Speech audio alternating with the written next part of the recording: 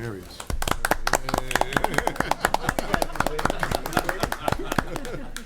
I'm so sorry. All for right. forgetting your name. Jim? I just didn't want to say. All I know.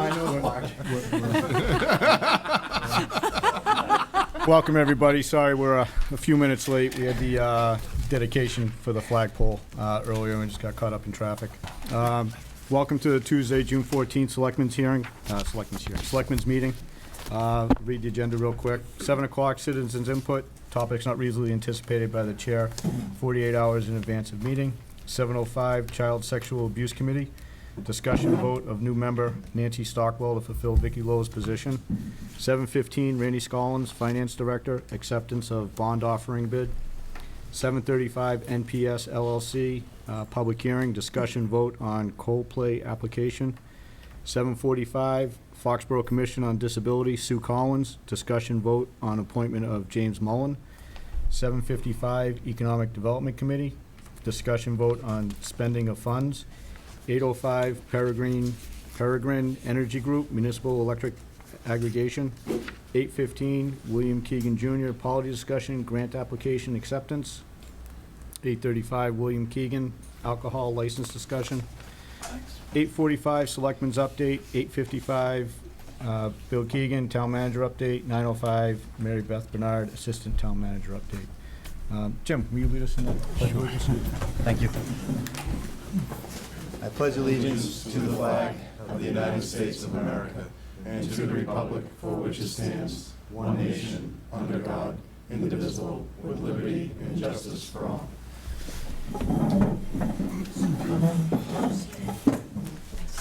Is there anybody here for citizens input? Seeing none. 7:05, Child Sexual Abuse Committee, discussion vote on new member Nancy Stockwell to fulfill Vicky Lowe's position. Members of the committee, please come forward. Accept Vicky's resignation first. It's in the back. Okay. That's an action item, right? Yeah, because we can't have two.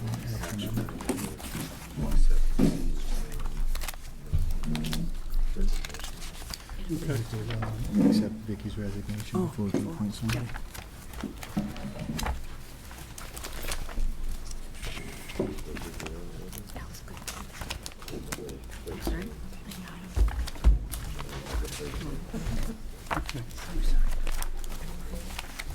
Welcome. Before we get started, we just have to vote to accept Vicky's resignation.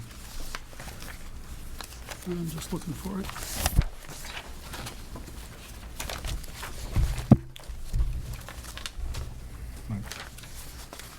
Okay.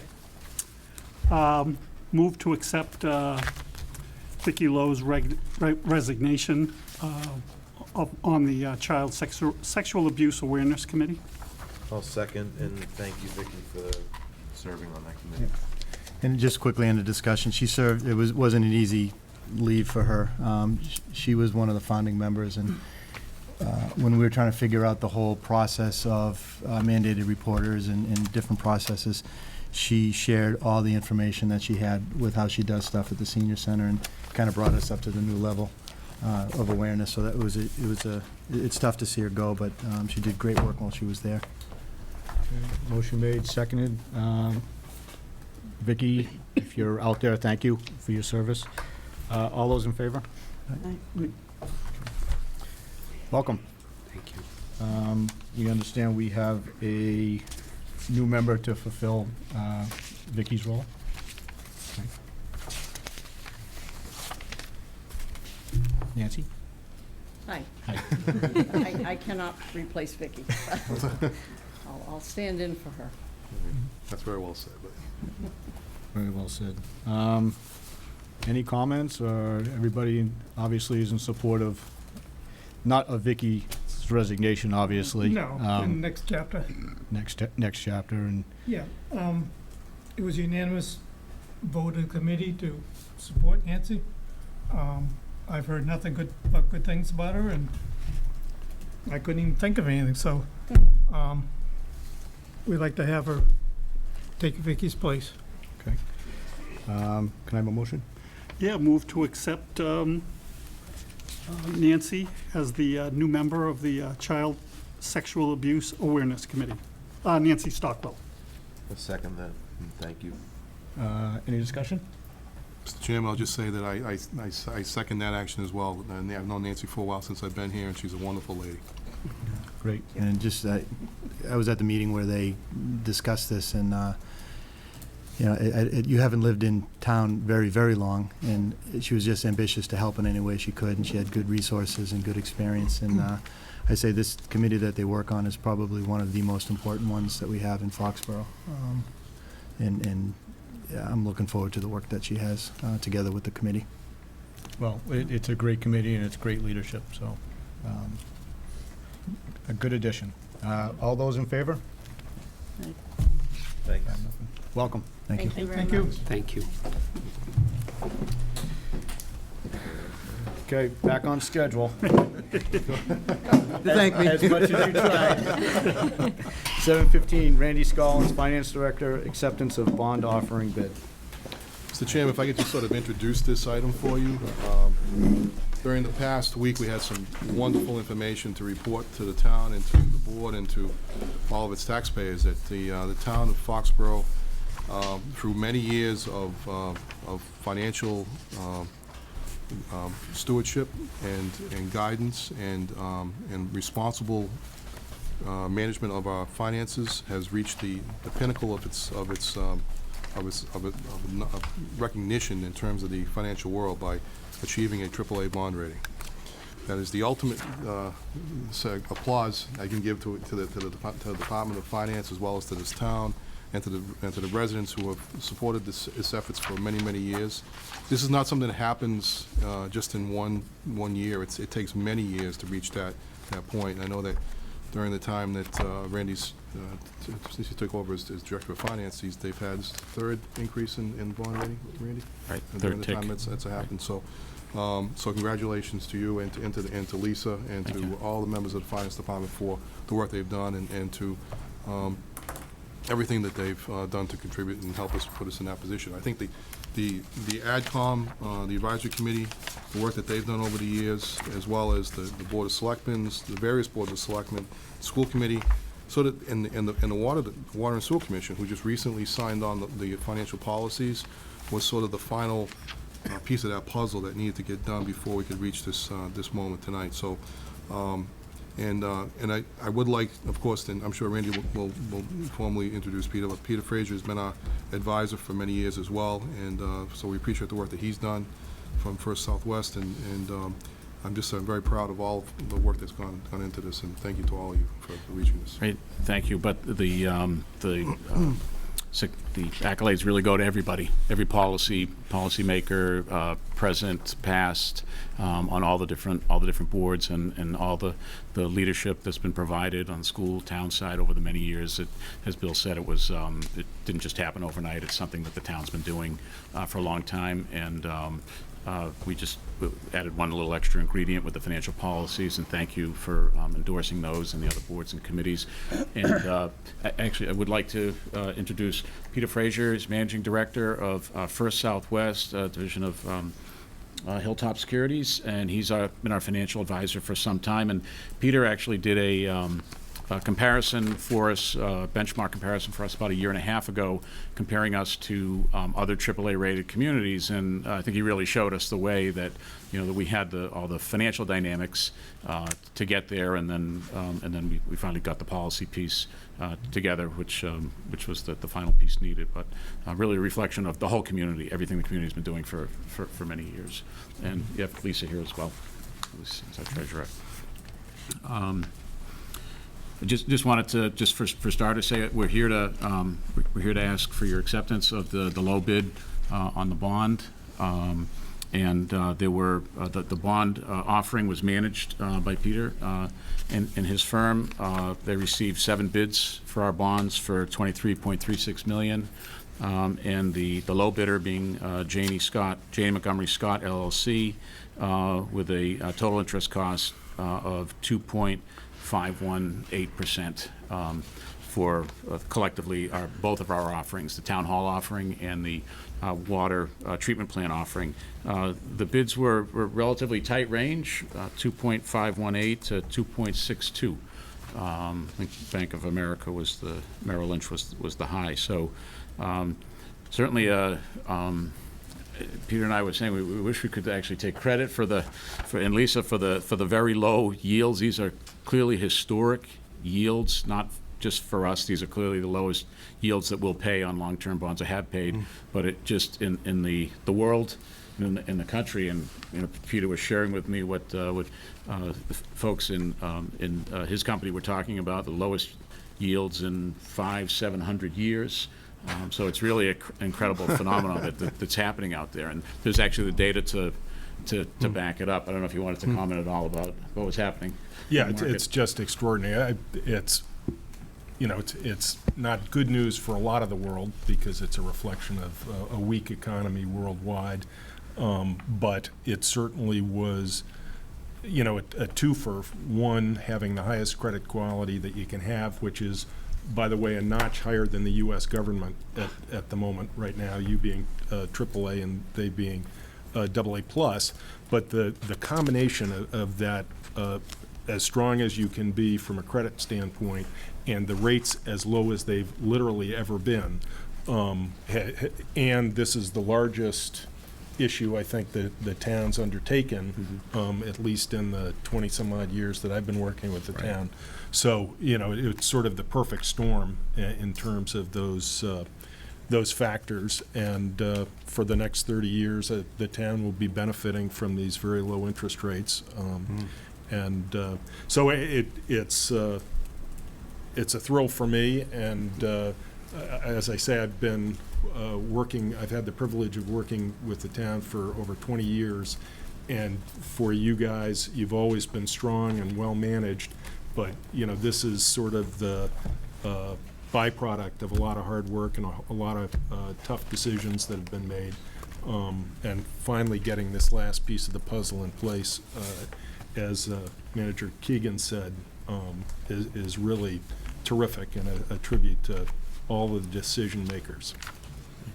I know, Chairman Feldman, you were interested in, as you expressed to the town manager, a greater context for what's happening here. I know Peter has shared with me some very interesting things that's happening with interest rates around the world, which may be startling to some people. I don't know if you wanted to share some of that. Well, one of the things is, right now, interest rates are at all-time lows here in the United States, but in many of the central banks throughout the world, interest rates are negative now. So we're sort of in uncharted territory, and again, it's largely a byproduct of the fact that the global economy is so weak. But again, what it's created is an opportunity for the town right now to lock in these rates. Right. So we'll actually give a return on these investments that the bondholders will have, unlike the governments in many of the other countries who will actually give back less on the investments. The issues themselves, I just want to break them down for the board. 2.518 was the interest rate associated with the composite of the offering. But the town hall portion of the offering, the 6.86 million, that actually received a total interest cost bid of 2.18%. Which is the lowest that we've ever seen on a 20-year bond. And the Pumping Station Road Water Treatment Plant project, which is a 30-year issue, received a 2.62% rate, blended 2.518. And as far as the savings, I know the question is probably on most people's minds is, well, what did the AAA get us? I believe, and Peter, correct me if I'm misstating, I believe it's probably somewhere between 10 or 25 basis points is what that got us versus if we had a AAA. So if it was 25 basis points that we got on this issue, that's worth about $1 million in interest savings. If we're at the low end of that, say 10 basis points, still about $400,000 in interest savings to the community. So, but actually the bigger savings story from my perspective is how we did to plan. The town hall was budgeted for a 3% interest rate, and so the savings associated with this right now saves $595,000 over the 20 years, and that's an included debt project, so that's actually, you know, a good news for budgets. But the bigger savings is actually with the water issue, $16.5 million. The interest rate savings with that, we assumed a 3.5% rate, given it was a much longer term. The savings there is $2.245 million in interest savings over the 30 years. So certainly well within their rate model studies, and should certainly help them with their ratios and the cash they need for their capital planning. So certainly a good day for, you know, for savings for the town. Jenny? Chairman, can I just ask a question? Yeah, absolutely. I don't want to be Debbie Downer, but this is a 30-year commitment? Right, for the water. The water. What, okay, well, Yeah. anyway, it's Yeah. Town hall's long-term 20. commitment for the Yeah. whole thing. Right. What happens if,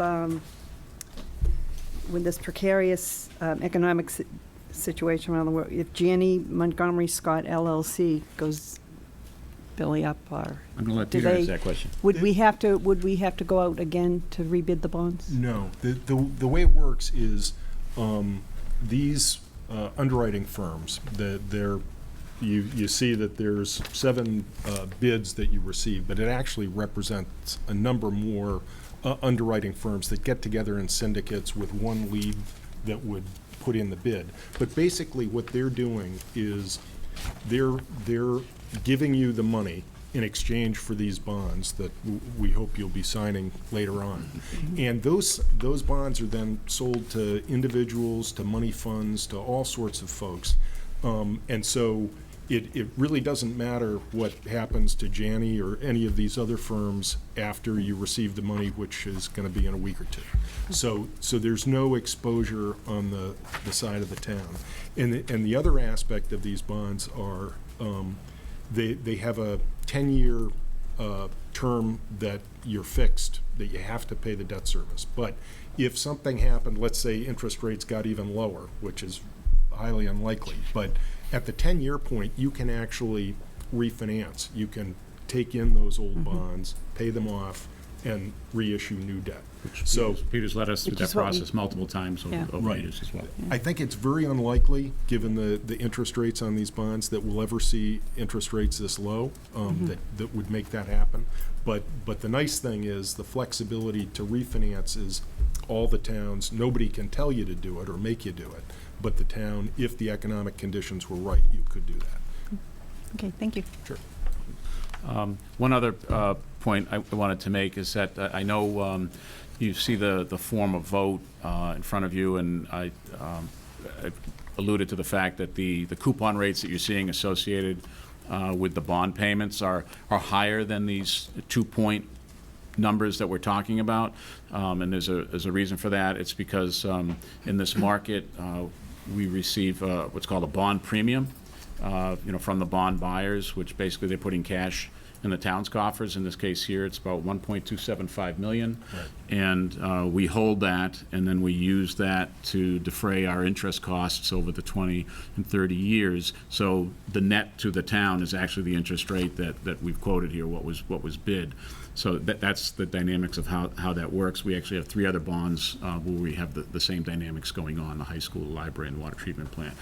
I don't know if anybody had any questions about that, but certainly Peter's an expert on that. Yeah, can you explain the bond premium and the basis for that? Sure. They're, just to get sort of everybody on the same page, imagine a $100 loan at 5%. I'm going to loan you that money, you're going to pay me $105 a year from now. So that's at 5%.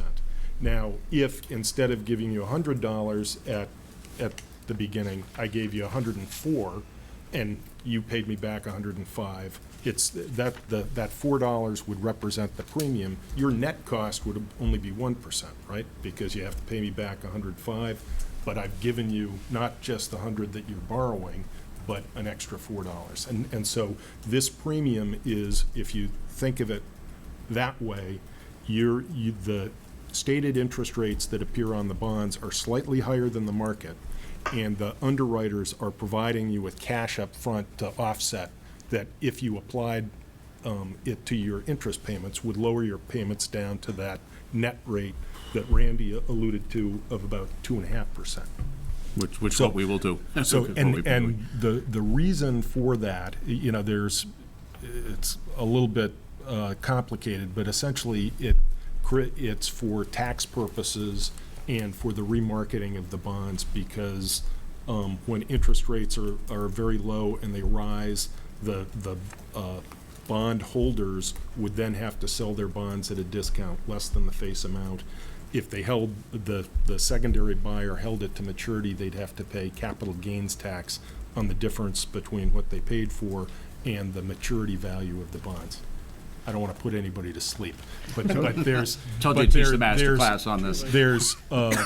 There are sort of reasonable reasons, tax reasons, why folks build in those when they build in their bids. It makes it more attractive as a secondary market instrument to have those higher coupons, particularly when interest rates are very low.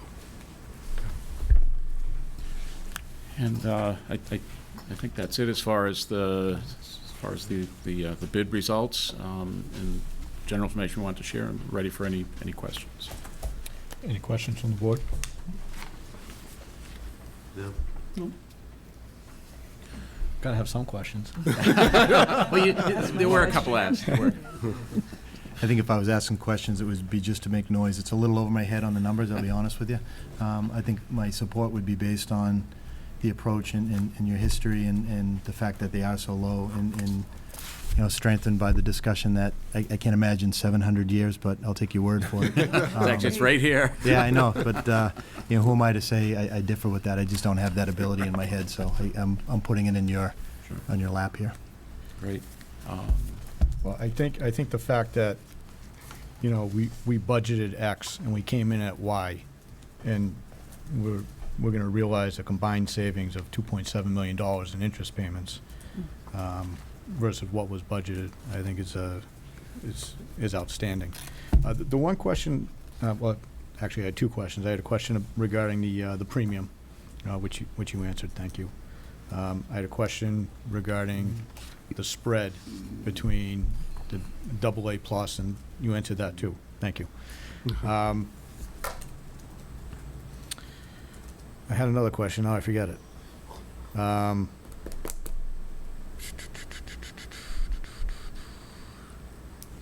Never mind. That's okay. All right. Any other questions? Nope. You good?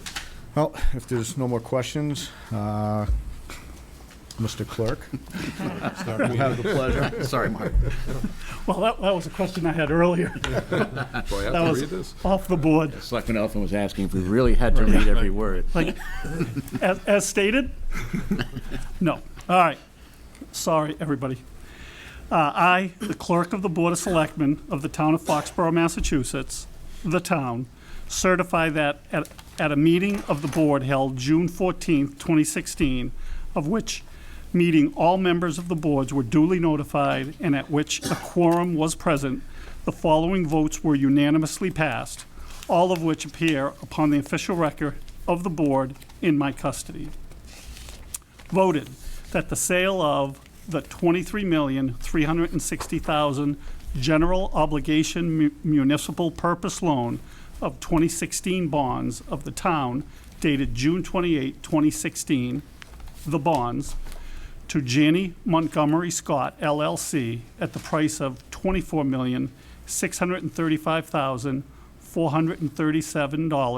$24,635,437.54, and accrued interest, if any, is hereby approved and confirmed. The board shall be payable on May 15th of the years in the principal amounts and bear the interest at their respective rates as follows. Year 2017, $895,000 at 2%. Year 2018, $895,000 at 3%. Year 2019, $895,000 at 3%. Year 2020, $895,000 at 4%. Year 2021, $895,000 at 1.5%. Year 2022, $895,000 at 4%. Year 2023, $895,000 at 4%. Year 2024, $895,000 at 4%. Year 2025, $895,000 at 4%. Year 2026, $895,000 at 4%. Year 2027, $895,000 at 4%. Year 2028, $895,000 at 2%. Year 2029, $895,000 at 2%. 90. No, $890,000. Thank you. $890,000. Yes, started going by rote. At 2%. Year 2030, $890,000 at 2.25%. Year 2031, $890,000 at 2.375%. Year 2032, $890,000 at 3.0%. Year 2033, $890,000 at 3.0%. Year 2034, $890,000 at 3.0%. Year 2035, $890,000 at 3.0%. Year 2036, $890,000 at 3.0%. Year 2041, $2,750,000 at 3.0%. 2046, $2,750,000 at 3.0%. Further voted that the bonds maturing on May 15th, 2041 and May 15th, 2046, each a term bond, shall be subject to mandatory redemption or mature as follows. Term bond due May 15th, 2041. Year 2037, $550,000. Year 2038, $550,000. Year 2039, $550,000. Year 2040, $550,000. And year 2041, $550,000. Year 2041 being the final maturity. Term bond due May 15th, 2046. Year 2042, $550,000. Year 2043, $550,000. Year 2044, $550,000. Year 2045, $550,000. And year 2046, $550,000. Year 2046 being the final maturity. Further voted that in connection with the marketing and sale of the bonds, the preparation and distribution of a notice of sale and preliminary official statement dated June 6, 2016, and a final official statement dated June 13, 2016, the official statement, each in such form as may be approved by the town treasurer and be hereby and, town treasurer be and hereby are ratified, confirmed, and approved and adopted. Further voted that the bonds shall be subject to redemption at the option of the town upon such terms and conditions as are set forth in the official statement. Further voted that the town treasurer and the Board of Selectmen be and hereby are authorized to execute and deliver a continuing disclosure undertaking in compliance with SEC Rule 15C2-12 in such form as may be approved by bond counsel to the town, which undertaking shall be incorporated by reference in the bonds for the benefit of the holders of the bonds from time to time. Further voted that we authorize and direct the treasurer to establish post-insurance federal tax compliance procedures in such form as the treasurer and the bond counsel deem sufficient, or if such procedures are currently in place, to review and update said procedures in order to monitor and maintain the tax exempt status of the bonds. Further voted that each member of the Board of Selectmen, the town clerk, and the town treasurer be and hereby are authorized to take any and all such actions and execute and deliver such certificates, receipts, or other documents as may be determined by them, or any of them, to be necessary or convenient to carry into effect the provisions of the foregoing votes. I further certify that the votes were taken at meeting open to the public, that no vote was taken by secret ballot, that a notice stating that the place, date, time, and agenda for the meeting, which the agenda included the adoption of the above votes, was filed with the town clerk, and a copy thereof posted in a manner conspicuously visible to the public at all hours in or on the municipal building that the office of the town clerk is located, or, if applicable, in accordance with the alternative method of notice prescribed or approved by the Attorney General as set forth in 940 CMR 29.03 2B, at least 48 hours, not including Saturdays, Sundays, and legal holidays, prior to the time of the meeting, and remain so posted at the time of the meeting, that no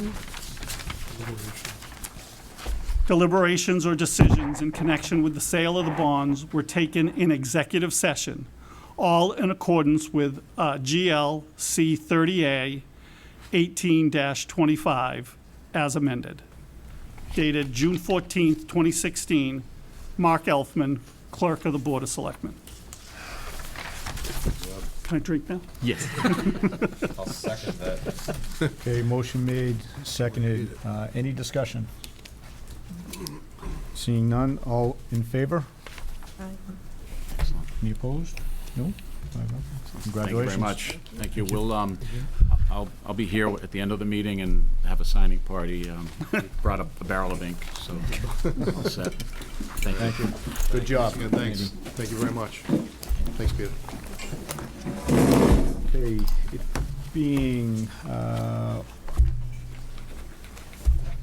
little past 7:40, NPS LLC, public hearing, discussion vote on Coldplay application.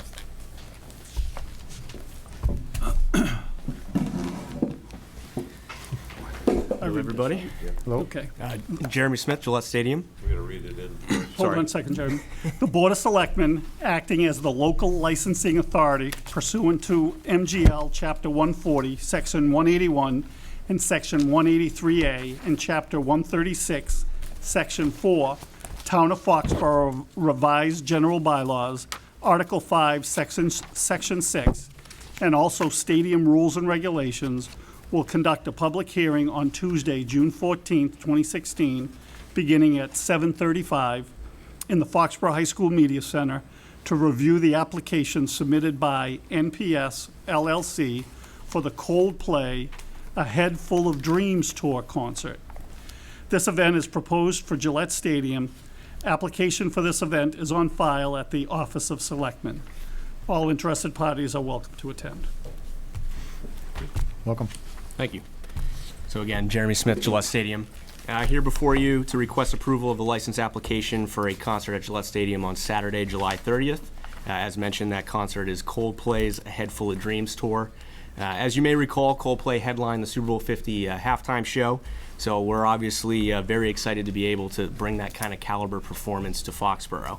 And it's actually kind of a neat story how we were able to get Coldplay to come to Foxborough. Last September, during the Ed Sheeran concert, Coldplay's lead singer, Chris Martin, was a special guest of Ed, so he went on and played a few songs with Ed Sheeran. But while he was backstage, Chris started talking to some of the Gillette Stadium officials there, and we were talking about the band and their upcoming tour, and you know how great it would be to have them come to Gillette Stadium and play and have Coldplay play there. So one thing led to another, and before you knew it, Chris was shaking hands with us on a deal to play this tour this summer here. So I thought that was pretty neat how organically that concert came to be and why I'm here today. So obviously the band's very excited to play here, and we're thrilled to have them. As for the details of the concert, There's currently only one opening act, and that's Alessa Cara and Foxes. Kind of plays a similar music that Coldplay does. It's a softer, more acoustic kind of feel to it. Like many of our concerts this summer, this event is a Live Nation production, and so as such, we'll be working with Live Nation through their Cambridge office. We'll be, again, using Al Dotley as the production manager. He's the same production company that we use for the majority of our concerts, so no change there. Concert's scheduled to start at 8 p.m. with a requested end time of 11:15, so keeping in line with the curfew. Stadium gates will open at 7, and as we do with all of our events, we'll work with Chief O'Leary and public safety officials on determining and establishing opening times for the parking lots. We are requesting that Putnam Parkway will be open and available for public safety officials and suite and club attendees. We'll also again be using the taxi stand, which, as you probably know, has been up and running for the past 3 years, has been very successful. Tickets for this concert range from $29.50 to $179.50. They went on sale 2 days before the band's Super Bowl 50 performance and sold out very quickly. There was actually a lot of demand here for this show to probably do a second date. We just weren't able to make it work from a scheduling perspective between the stadium and the band. So sticking to the one date for this year. With that concert selling out, we're expecting a crowd of about 50,000. We're anticipating a more mature and low-key audience that ranges in age from 25 to 55 and older. So with that demographic, Chief Ed O'Leary is planning normal staffing levels for the event, and he has said that he does not anticipate any significant issues with the show.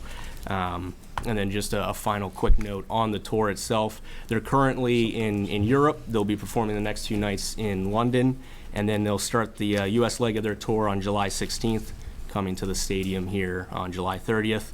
As we typically do for all of our concerts and our other stadium events, we'll communicate with those other venues that are hosting this tour and be sure to update Chief O'Leary and Chief Hatfield if those venues are experiencing any issues. So that's what we got. Thank you. Any questions from the board? Being that it is a public hearing, is there anybody in the audience that has any comments or concerns? Seeing none. Is there a motion? Motion to close the public hearing. Second. Motion made, second. Any discussion? Seeing none. All those in favor? Thank you, everybody.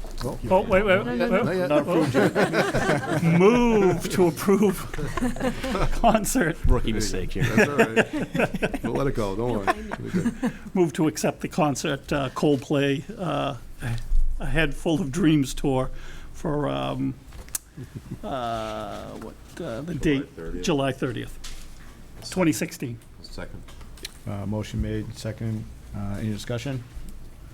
All those in favor? Now you Thanks can. again. Have a good night, Sharon. Let's see. We'll pass 7:45. Foxborough Commission on Disability, Sue Collins. Discussion vote on appointment of James Mullen. Hello, Sue Collins, Chairperson of the Foxborough Commission on Disability. It's nice to see a lot of you. I saw you at the Founder's Day Parade, and it was great. We had we were in the 5th position, and we were marching with Sue Burrows, who got our Above and Beyond Award, and she was thrilled. And we had way over 20 kids show up. Those, her kids and her buddies, and they had a great time gently handing candy to spectators. So it was great. So tonight I'm here to recommend James Mullen to join our commission. Unfortunately, Lucy Earhart had to resign because she is taking a position with children with autism, and adults with autism, I should say. So we're very fortunate to have Jim. He's worked in the psychological department at the Rentham Developmental Center for many years, and he's provided psychological services to adults with developmental disabilities. and he just retired last month.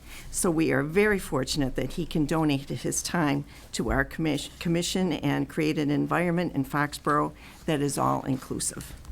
So I ask you at this time to approve James Mullen to our commission. Okay, great. Welcome. Hi, I am James Mullen. I hope so. Any questions from the board? I think your retirement was very timely for us, so Yeah, congratulations on your retirement, Thank you. for stepping up. yes. Okay. It was a short retirement. You got to keep busy when you're retired. That's right. That's right. Could we have a motion to vote on the appointment of James Mullen? Move to appoint James Mullen to the Foxborough Commission on Disability. I'll second that. Motion made, seconded. Any discussion? Seeing none. All those in favor? Aye. Aye. Nothing. Thank you. Welcome. Thanks Welcome a lot. aboard. Good luck. Thank you very much. Have a great night. Thanks.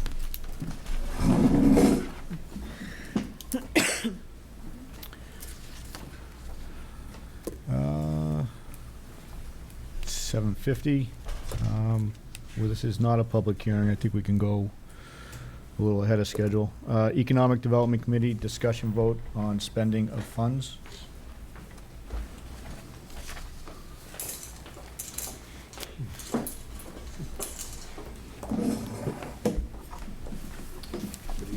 Good evening, Welcome. everyone.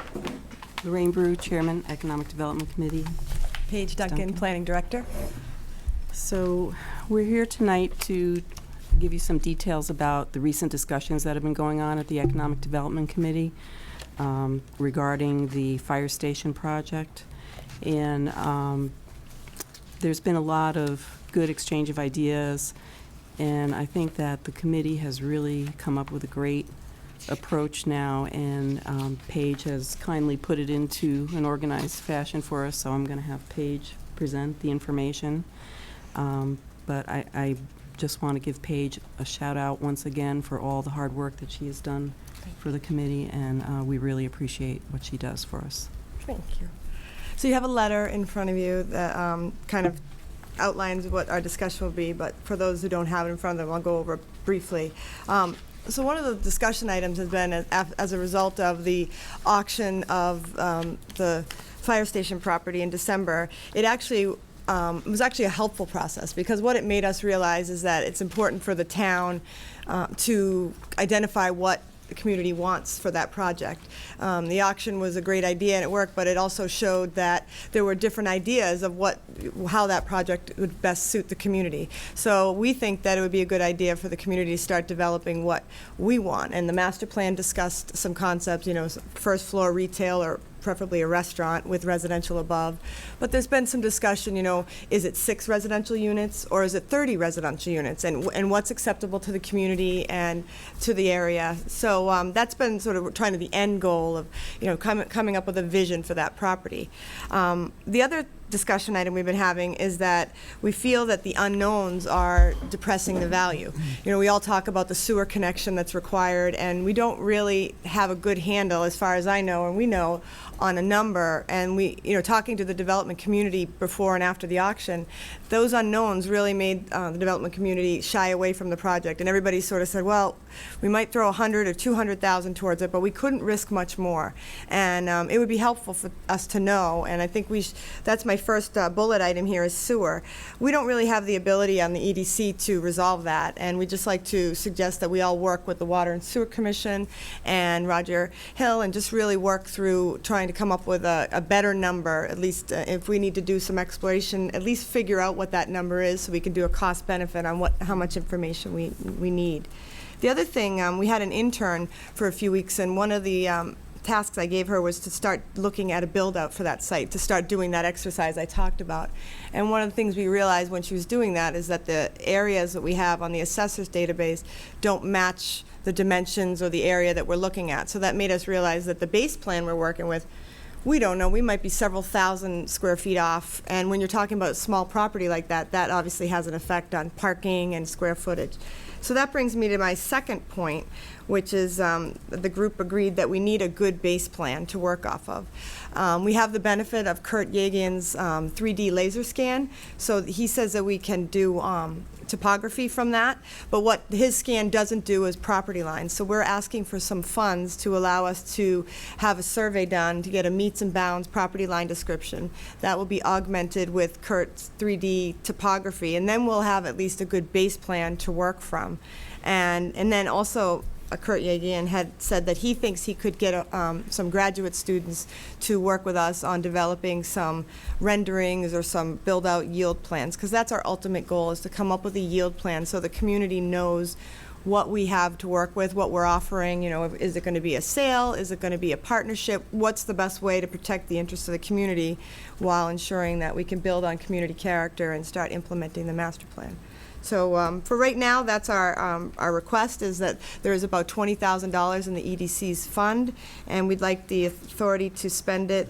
We did get an estimate from a local surveyor. They thought the base plan would be about $7,500. So we'd like to seek permission to get that ball rolling and start getting a base plan going. Thank you. I'll open it up for discussion. Question for you. When you're talking the fire station, are you also talking the funeral home too? Yes. So Yeah. that whole parcel 3 down parcels, to? right. Okay. I'm sorry? 3 parcels. What's the third one? There are 2 for the fire station Oh, and okay. 1 back one. Yeah, it looks like 1 or 2, but it actually is 3. Okay.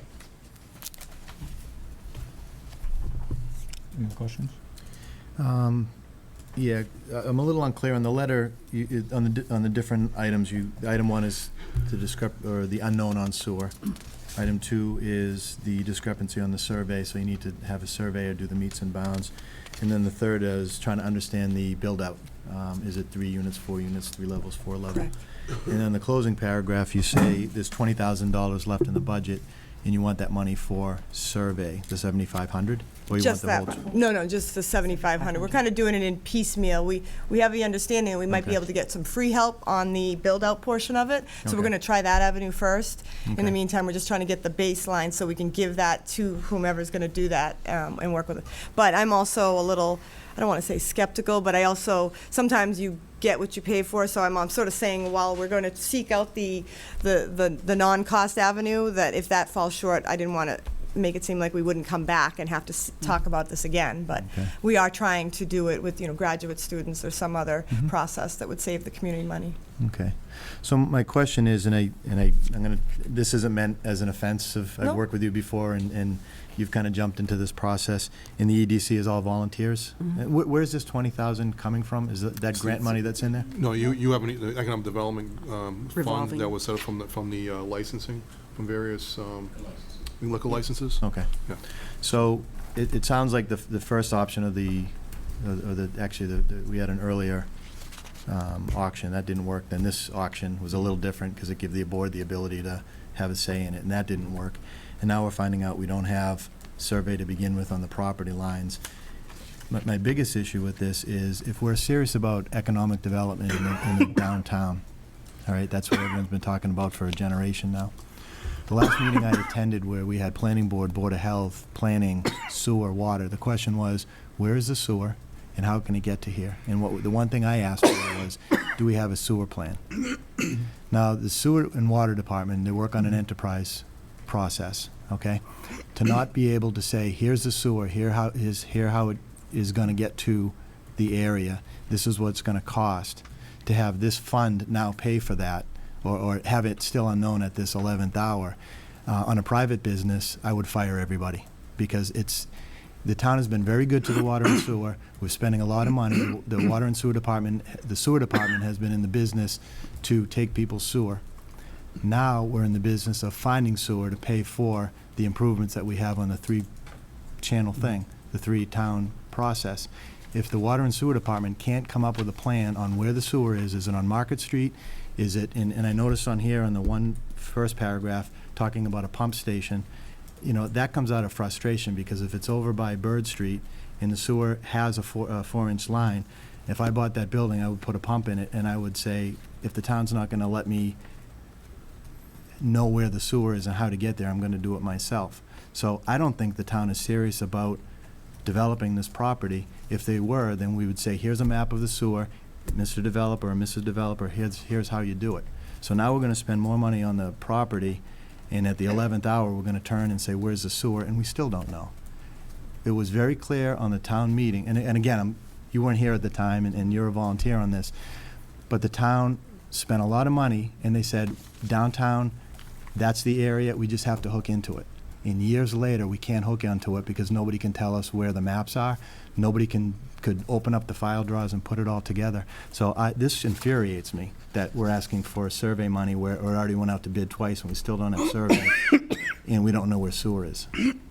And then on the third part, we're talking about private-public partnerships. I don't know if anyone at this table's done it or the planning department's done it, but there's a lot, you look at that picture there of that fire station, and we can't figure out how to sell it or how to develop it. I don't have a lot of faith that this town can do private-public partnerships on a parcel that we own. So I'm speaking out of frustration, and last meeting I had asked for a joint meeting with the Water and Sewer Commission, and that was probably 6, 8, 9 months ago when we all sat together, and that was the only thing that they had to do was bring back, and you were at that meeting, and we're no closer, and now we're gonna spend more money without having that information. So I'm long-winded on this, but this infuriates me that you're asking for money to do a survey and we can't tell a developer how they're gonna get sewer, and all the businesses along Market Street and houses, what they're gonna do at this point. So somebody's gotta get serious with the sewer, or we're spending a lot of money on a tri-party agreement that we're no closer, other than the 40Bs that are hooking up now. So I think we share the same frustration. We have a lot of discussion at the Economic Development Committee meetings, and all discussions regarding future development start and stop with sewer because of the unknown.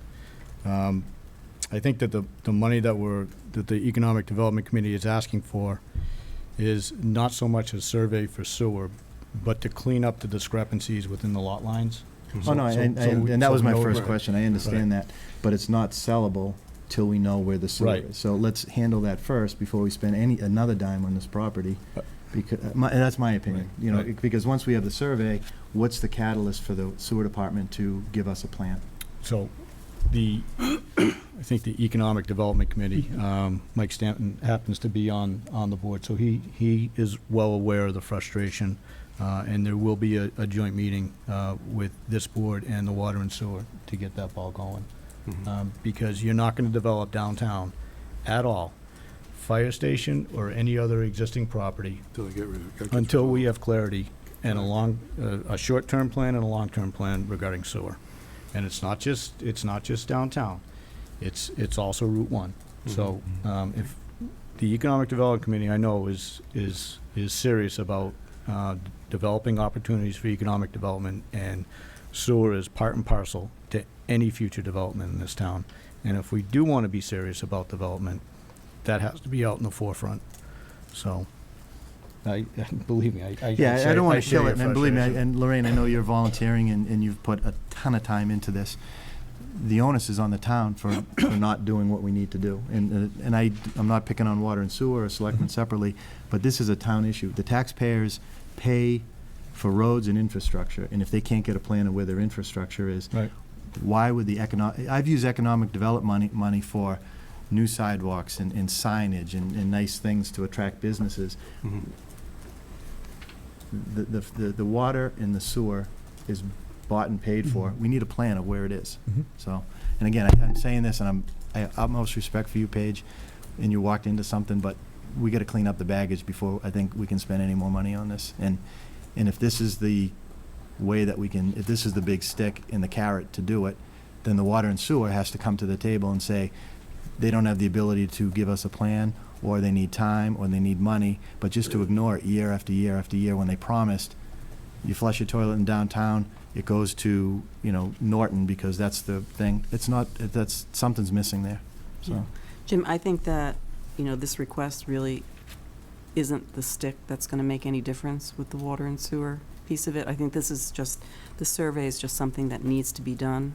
So if we do it now, it'll probably be less expensive than if we do it next year, is one way of looking at it. But I totally we are all on the same page in terms of the understanding that sewer is Sewer's the key the place. key here. Keep. And so that's why, I think this is the first point that page has made for us, is that that is the most important thing for this committee to be working on. Oh, no, in terms I of- agree with all that, but, as far as you put it out to bid next year for survey, you get 4 or 5 surveyors, it's a 6-week process, you're gonna get competitive bids, it's not gonna go up. Right now, it's very expensive because everyone's busy right now.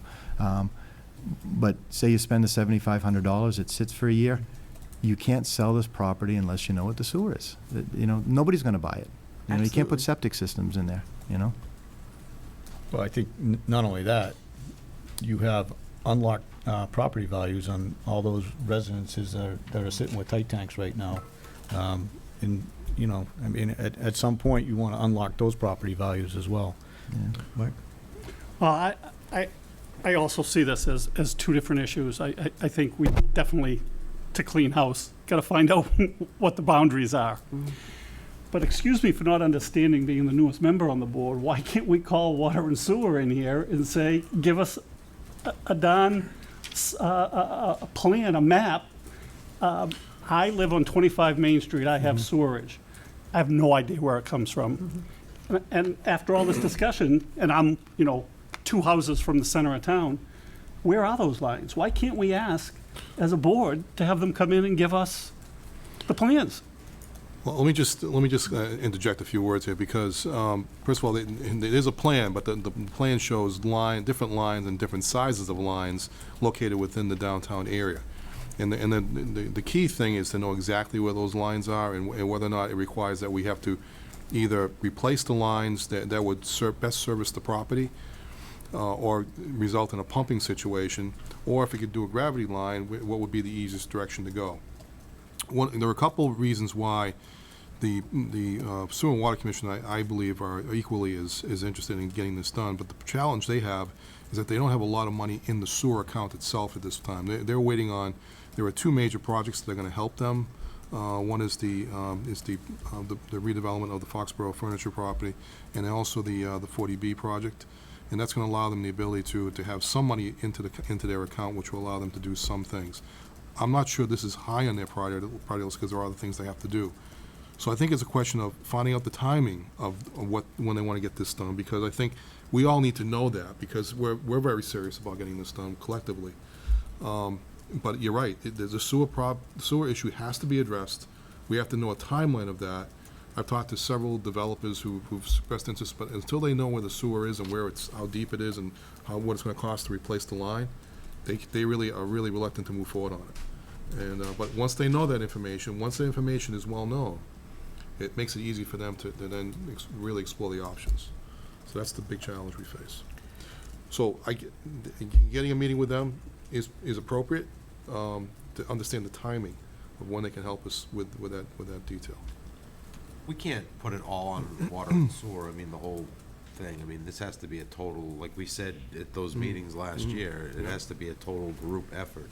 And at those meetings, we talked about doing a comprehensive sewer plan study. Right. They were gonna start putting something together, that was 8 or 9 months ago. Just like we said at those meetings, we keep talking about it, and nobody ever does anything, so we need to do something. That's the priority that has to be established with this, and it's the Sewer and Water Commission's call in that respect. They set their own priorities, and I think it just needs to be discussed.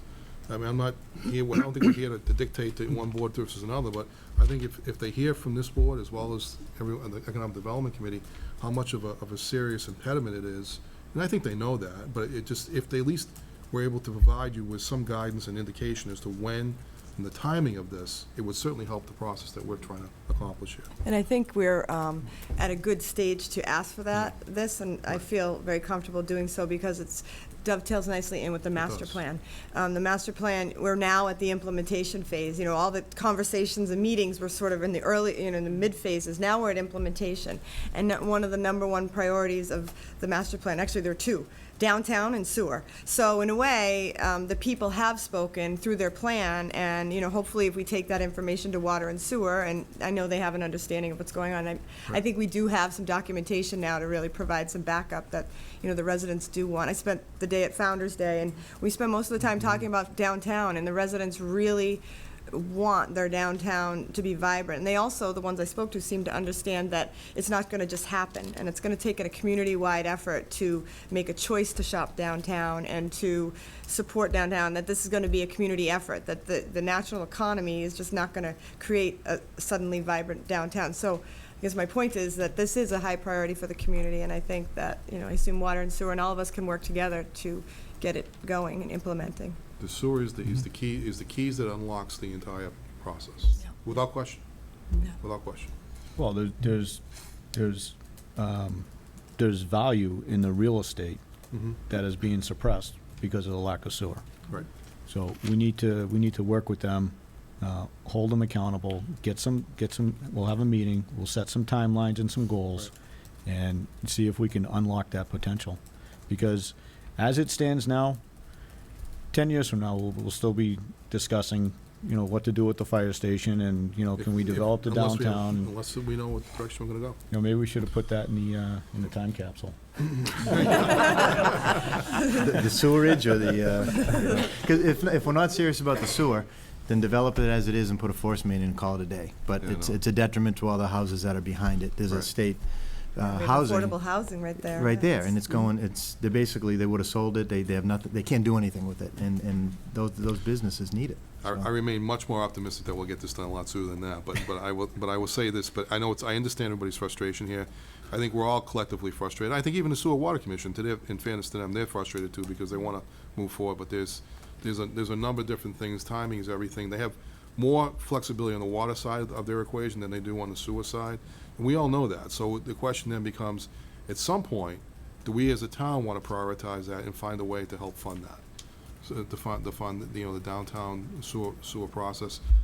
I don't know the answer to that, but I know we'd prefer to keep it so that we can pay for it within that line, and I'm sure Randy's concerned about when I say that, but it's, no, okay, so I think we want to be sure that we have a way to strategically move forward on that, because it's not only the sewer on that, it's also the sewer on Route 1. And so we got to have a strategic plan, and you know, I've been attending meetings with major developers across the country. Today I was in Boston, and tomorrow I'm going back again tomorrow for discussions on this. And there are two major issues: sewer and access, meaning access to the properties. How do you get there? Transportation. How do you get there? Because if you don't meet the requirements of the next generation, who don't buy cars, by the way. They'll use everybody else's car, but they won't buy their own. It's really quite interesting, but. It's my kids. That's right. But they want to be able to roll out of bed and go to work close to where they are, or take public transportation. So we have to think about that seriously if we want to move forward on a lot of fronts. Well, Seriously. the other thing, sewer is an investment. Right. It's a definite investment in the community and the potential value that can be created from that. Right. But the frustrating part is, we don't have a plan. We don't have a dollar value of what it's gonna cost, or, you know, what a long-term program can be. Do we start small? Is there grant money available? We don't even know what the end result's gonna be. Right. And I think we have to have that meeting, at least start the process. So there is a lot of frustration, and, you know, a couple times a month, we talk about it, and at the end of the meeting, we shake our heads because we're no further along. We need to set a timeline and just Yeah. move on. I mean, it's, obviously, the water and sewer is an elected board, it's separate from us. Correct, right. But, you know, it's not our, well, economic development is all of our issue, but if we can just get the two boards together and. I don't disagree. Yeah. I think it's a good discussion to have. We could get a joint meeting with economic development, water and sewer. We'll set that as a priority right away. Yep. Okay. The only other thing that concerns me is this property, this is theoretically the third time we're gonna be selling it, and we don't even know the property lines. That kinda just scares me a little bit. Well, I think that's what we wanna nail down. I think before you go to either sell it or do a joint venture, you have to know how big the property is, where the meets and bounds are, and what can it actually yield. Yeah, no, I'm fully So- aware of that, but this, But like we- I said, the third time we're selling it, and we don't know where they Well, are. in both instances, though, the previous instances, we sold as is, so it would have been up to them to figure those things out. But now, if we actually really want to develop it and be serious as a public-private partnership, we really should know those answers. And I think, So it's a you know, different on the Economic Development Committee, we have no intentions of suggesting that the town should be a long-term landlord. I think the development opportunity that's here is, it gets developed with the town's vision and insight. You have a stabilized value, and then there's a definitive exit strategy for the town to get out to maximize the value and the return on the property. So I think that's where the yield study comes in. But I think, you know, I agree with Jim on the sewer and the frustration, but I think spending the money to identify what the town actually owns is not necessarily a bad thing. So, Let me throw this out there, say we can't get water and sewer to do sewer or whatever for 5 years, are we gonna sit on this property for 5 years, or are we gonna just auction it off again, and sell it as is, so we don't have to spend the $7,500? That's a discussion you have to have. But I would hope that wouldn't be the case, because I think, you know, the value is, as the chairman has pointed out, there's suppressed value in the surrounding properties Yeah, if but- we're able to do that. Yeah. So even if you had to spend some money to make money, Right. I That's totally something to think agree about. with spending the 7,500. I think I would be a little more comfortable till waiting after we talk to water and sewer and get something moving. I totally agree, you have to spend that money to get it surveyed, but Jim mentioned maybe in 6 months, 8 months, it's cheaper. I mean, I have no problem if we know that there is work going towards the sewer plan. That's just my 2 cents. Yeah, but I think when you meet with water and sewer, I think the discussion you're going to have with water and sewer is, yes, they're accumulating money through the sale of flow from the 40B, from the Forbes Crossing, but what is their plan for that money? And from what I understand, their plan is to put it toward the MFN, excuse me? debt service. Debt service, Yeah. right. So at that point, you have to say, okay, is there, do we have to have a town commitment to doing sewer? Not just having water and sewer spending the money, chip in the town. So that's the discussion that you're gonna have to Right. have with It water and It could end up sewer. in that direction. Right. there's no question, at some point, there's gonna be a needed investment by the town, by the taxpayers, to create this infrastructure. And I will tell you that every other experience I've had with that, where the town invested in itself in those situations, it came back in spades. I mean, and it's a true statement that for every $2 that we spend, it comes back about $8 in terms of investment from the private sector. So we have to think about that Mhm. strategically. Any more discussion? Should we move to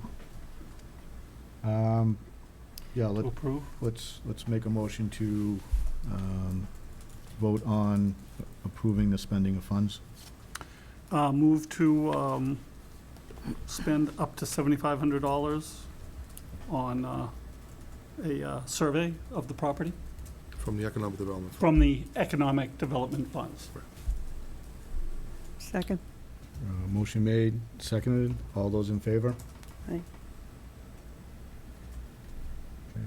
All those against? Okay. 2, 4, 3 against. And we'll bring this back. I have some thoughts. But I think what we should do is meet with Kurt and line up his folks, because if the Economic Development Committee comes back, I want him to come back once. I don't want to do this piecemeal. So if he can do the yield study, great. If not, let's come back, let's figure out what we need to do. In the meantime, Bill, let's see if we can get a joint meeting with the board, Selectmen, Economic Development Committee, and Water and Sewer, and see if we can move this along. Does it make sense to have planning board in there as well? Since this is, the zoning and all that stuff kind of works together with them. Yeah. Board of Basically, it's the Health. same Board of meeting we Health, had. too, right? Didn't we talk about Board of Health at the last time? I think the last meeting we had, It was all of I those think people. everybody and their brother at, and that's, and I think the Quagmire was the sewer there, so it's kind of Yeah, round two. Yeah, I think you, at this point in time, it'd be well suited if you just focus on Sewer. some very clear issues and try and limit the discussion of this, because I think if you get the sewer, then all those other things, we can address those things as we go along. But if you don't get the sewer, you're not really doing anything more. Yeah. Right. So my advice to you would be just to meet with the Water and Sewer Board, focus on that issue, and then we can go from there. Okay. That'd be my advice to you. Should it be a public hearing? It's a public meeting. I would, it's not necessarily a public hearing, it's a public meeting. Meeting. So, because there's not an issue that you're having a hearing about. It's Right. just a public discussion, Okay. which is fine. I mean, that's Okay. a good thing to do. So if it's just gonna have a public meeting, maybe it should just be between the board and the Water and Sewer. That's right. So it's between the two boards. Yep. Right. Okay, and we'll start there and see where it goes. So not economic development? It's a public meeting. Economic Obviously- Development Committee obviously we'll certainly- invite 'em. I would certainly think, Yeah. Economic Development want to be there, Yeah. sure. Yeah, and the same thing with planning board, I'm sure, Paige, you'll want to be involved at some point. Does this mean it's a meeting of the strategic planning committee? Because that Yeah. We never formalized that group. Who are they? Well, that's was a- that we wound called up it being that, the everybody. Strategic Planning Group. That but- wound up being everybody. But I think, Right. again, I think you want to stay, I think you can invite the other groups if they want to come, but I think the discussion really has to be between the two boards. And just sewer. Yeah, because I think at that point, certainly, other people will weigh in and they'll discuss it, but I think ultimately, it's a policy discussion between two boards. Okay, let's make sure we put that on the, on the upcoming agenda, ASAP, because, you know, Summer. it's summer, the fire station's sitting, people are asking, what's going on, and really have nothing to tell them. So we want to be able to, give some clear direction, and I think that's a good step. I have confidence that the Economic Development Committee has a vision and they understand what needs to be done. That's the sewer is the only component they really don't have control over, and it's an unknown. So. So the vote against that was I know for a couple of reasons, but primarily because there's more to come on this front before we get to that point. Yeah. Is what you suggested. Yeah, I think we want to get clarity on It's not a vote against them doing it, it's just that it's the timing of it. It's more of a delay. Right. Than anything else. Yeah. So maybe to spur some further discussion with water. We just want to keep this issue on the table. Yep. You know, I mean, I appreciate you doing that. that's- That's because it really, somebody's gonna do that, and I appreciate you doing that. Okay. Right, Thanks. thank you. Thank you. Thank you. Running a little bit behind. 805 Peregrine Energy Group, Municipal Electric Aggregation. Mr. Chairman, I'll try and introduce this discussion. This evening, we have with us Paul Gromer and Marlena Patton, Peregrine Energy Group. The board will recall that at the town meeting in May, the town entered into municipal aggregation, and the Peregrine Group is, which is working with Bay State Consultants, actually, we're the successful company working on this with us, and so they're working as our agents in this case. And so I had a meeting, taping of the show recently where Paul and I discussed the program itself and how it works. And this is sort of the next phase of that, where we actually introduce the plan and how this will move forward from here. And then Paul will explain to you the next steps involving how the plan gets approved. It has to go to the Department of Energy and working with the state, and so he'll go through those steps and explain it for you. Okay? So, Paul? So, thank you very much. I'm Paul Grummer from Peregrine Energy Group, as Bill said, and I'm with... Marlena Patton, also with Peregrine. And our objective today is just to explain the key elements of the municipal aggregation plan, and also this meeting tonight kicks off a formal public comment period for the plan, which is required by the aggregation statute. Do we have a way to I think I'm gonna drive. advance this? That's terrific. Yeah. Fantastic. So I'll begin just by briefly describing what municipal aggregation is, which is it's a form of group purchasing in which a city or town chooses an electricity supplier for the citizens. It's something that's becoming very popular in Massachusetts. About 75 communities have active aggregations today, with at least 25 more in the planning phases like you are. So, within a year, there'll be more than 100 communities in Massachusetts that are doing this. The key things to know, the main thing is that aggregation covers only electricity supply. As you may know, electricity service has two components. There's the electricity itself, which is called supply, and then there's the delivery of that supply over the wires. On the delivery part, there's no choice whatsoever. National Grid, the utility, is going to take care of that no matter what. But on the supply part, there is a choice. Customers can choose a supplier on their own. Most businesses do that, but not many individuals. You can let the utility choose a supplier for you, which is called basic service, or the town can choose the supplier, and that's called aggregation. The way aggregation works in Massachusetts, it's called an opt-out program. Customers become automatically enrolled unless they opt out of the program, but customers are free to opt out at any time. They can opt out before it begins, or they can opt out any time after the program is rolling. Why don't we go on to the next slide? The key benefits of aggregation are, number one, cost savings. The goal of the program will be to obtain a price for the citizens that's lower than the average price of basic service from National Grid. The next benefit is price stability. Basic service prices have become very volatile, spiking up every winter and then dropping back down in the summer. With the aggregation, we'll have a steady price that's in place year-round. The third benefit is there'll be a green option for customers who choose to purchase a greener electricity. That will be available for them. And then the final benefit is that it will be a transparent, consumer-friendly offering. There are increasingly a number of offers available from competitive suppliers. Some of them are good deals. Some of them are a little bit too good to be true, with hidden fees or teaser rates or whatever else. The town program will be designed with the consumer in mind. The pricing will be transparent. There'll be no hidden fees. That's sort of the most consumer-friendly offering that can be put together will be the town's offering, and that will be available to everybody. Why don't we go on to the next one? And you want to talk about the participant experience? Sure. So from the perspective of the participants, the residents, and any businesses that are enrolled, this is a pretty seamless transition. You see two primary changes. One is on your National Grid bill, you'll see the new rate, which will be the program rate, and then you'll see a small line that says the supplier's name instead of basic service. But otherwise, there are no changes from the customer's perspective. You still get one bill from National Grid. National Grid continues to deliver the electricity, continues to maintain the whole infrastructure, and they're still who you call when the power goes out. If you have solar panels on your roof, net metering still works the same way. You still get your credits at National Grid's basic service rate. And if you're eligible for budget billing or low income discounts from National Grid, all of that remains the same as well. So really the only change is the rate on the bill, and then the name of the new supplier will appear on the bill. So the primary outreach that happens for this occurs about 1 month before the program launches. There's a formal public education campaign, and everybody receives at the beginning of that campaign an informational letter that explains the program, the electricity rates, their benefits, and their right to opt out and how to opt out.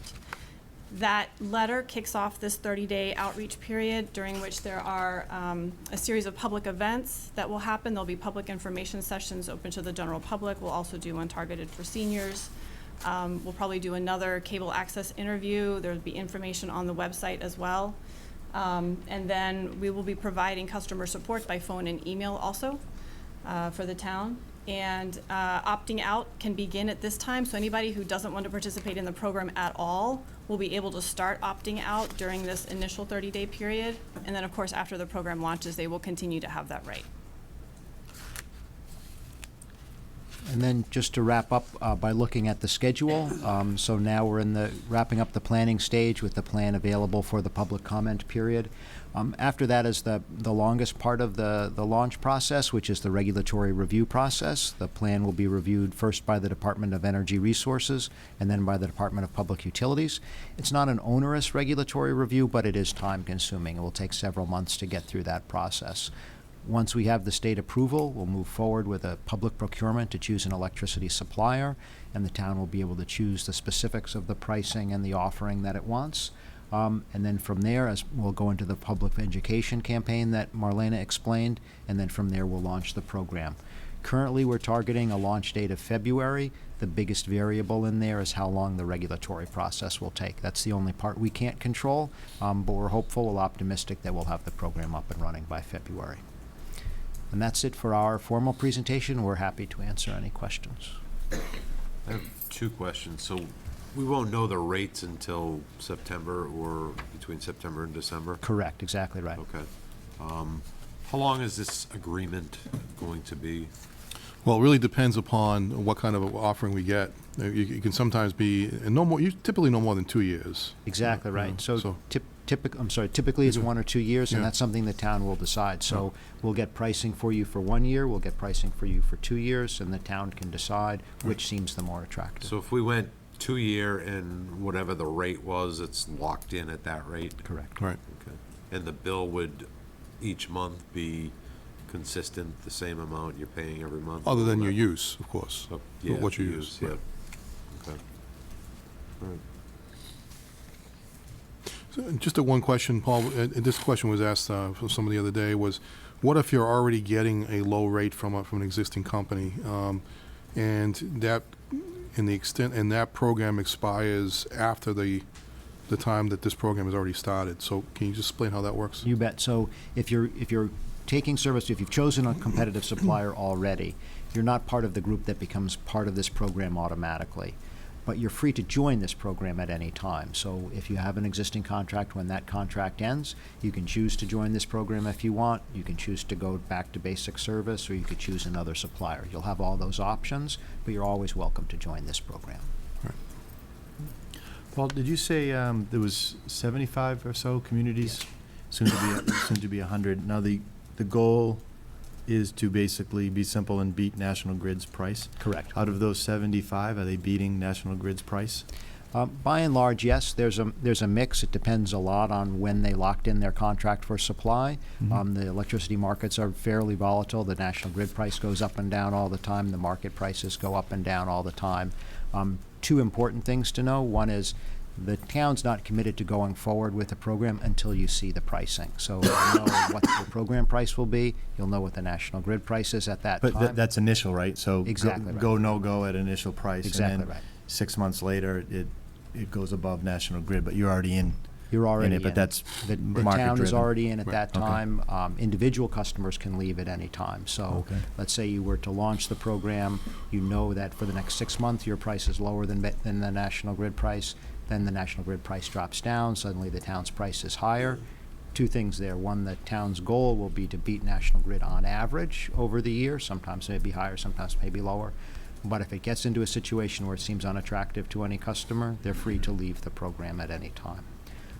There's also one sort of nuance here, which is to your advantage right now, which is that there's a component of electricity rates, which is electricity prices, which is determined by where you are, where the town is. Starting next year, the cost for the towns in Greater Boston and on the North Shore will become significantly higher than they would be for towns in this area.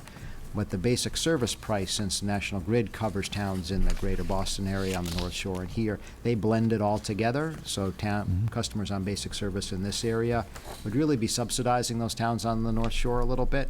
But if Foxborough goes on its own through aggregation, you'll pay the price that reflects your location. So that should give you an advantage, an extra advantage over National Grid. Okay. And there's no step on here, Bill, we had talked, I thought at one of the other meetings that it would have to go in front of town meeting? Is that? We already did that. It was approved. Oh, so that it was, it approved okay, at so May, yeah. It was approved in May. So that was for the process or this specific No, company? what happens is that we're free to choose our own vendor. Okay. But we cannot do this until town meeting accepts the statute. Gotcha, okay, So so that's that's what we did. done, okay. I got a, Bill, question for you. Municipal-wise, do we do any of this now? Do we have, We actually work with Bay State now, actually on our own electricity and as well as gas. We can't offer gas to the public at this point. No. But we work with them on setting the rates for How are we electricity. doing rate-wise? Actually, we're doing pretty well, actually. We've done very well. Okay. Now, so, does the rate change by how many customers sign up for this? So, for instance, if 5 members of us signed up to do this and the rest of the town opted out, are we gonna get a higher rate, lower rate, or the same rate? Yeah, that's a great question. So the rate will stay the same, so the supplier will make a commitment to the town of a price, and they'll hold that price for the length of their contract, say 1 year. And it's gonna be the same price whether one customer opts out or all but one customer opts out. They're locked into that price. Okay. So it's a 100% swing, no pass-throughs. Correct. So the problem is right now is that a lot of people don't pay attention to that bill. My wife does. Well, I'm glad she does, but because there are a lot of people that don't. And as a result, they don't realize that you can actually control what you're paying each month. Yeah. If in fact you pay attention to that line, that supply line. So, Where people can opt out, they're going to be, if they're on basic service now, once this happens, they're going to automatically be on, they're not going to be on basic service anymore. Correct. But you're giving people the opportunity to opt out of your program and go back to basic service. How will the average person be able to compare the basic service price against this price? Is that information going to be on the bill, or would they have to seek it at the National Grid website? Right. So they'll get that in the letter that goes to everybody. There'll be a table on there that compares, that lists the National Grid price and the program price together on the letter that everyone gets in the mail. And it will also be on the town website. There'll be a table that compares the two. So constantly there'll be, people will always be able to, like, the month of June, they'll know the differences. Correct. The month of July, Yes, exactly right. So And they'll the be able to basic- compare? Exactly. They'll be able to compare, and the way it typically works, basic service prices change twice a year. Mhm. The program price will probably be locked for a full year. So, but when the prices change, the new prices will be available, will be posted there. Okay, and then it will be, the onus is going to be on the consumer. If they decide to opt out, they're going to have to go through the process of going back to the National Grid basic service. That's correct. So if they choose to opt out, that they would need to take an action to opt out, and there's several different ways they can opt out. They'll get a letter in the mail, as we explained, and that will include a return card that they can check a box and opt out that way. There'll be a phone number they can call to opt out, and there'll also be a website where they can opt out. And they can not only call our number, actually, but they can call National Grid as well, and National Grid will opt them out. Okay. Thank you. So I think this is a great opportunity for the members of our community.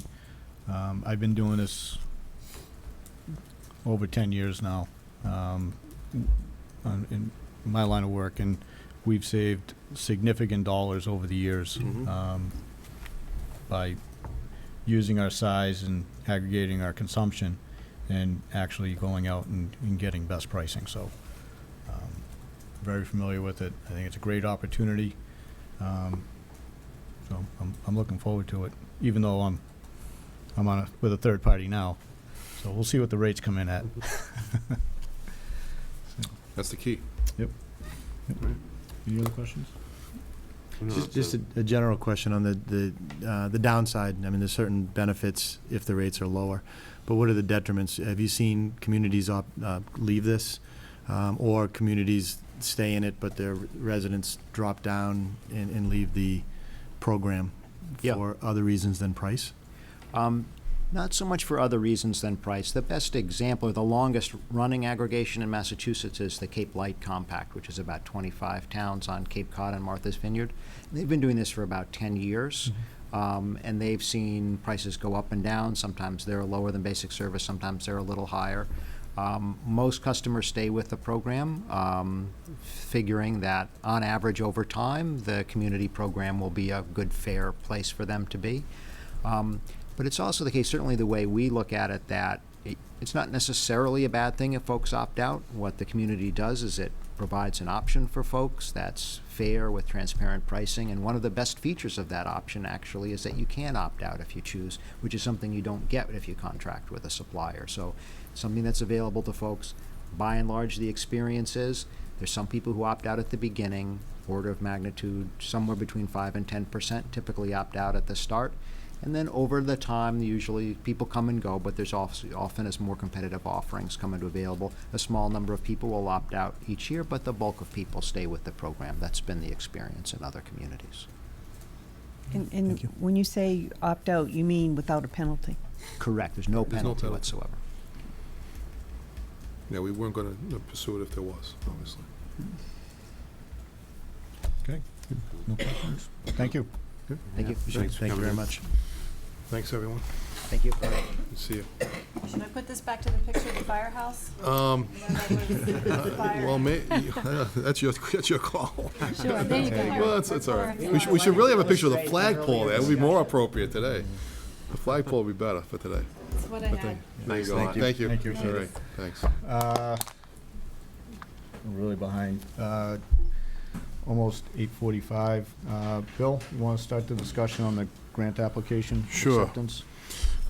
We've had some discussion about this issue for quite some time now, and I've been working on this because there's been a concern at my level and on a staff level for discussion, and just a general concern that if we accept a lot of grants in this town, and for various reasons, from various sources, and we want to make sure that we're accepting them correctly so that there isn't any kind of perception or any sort of crossing of the line, if you will, with the Ethics Commission rulings.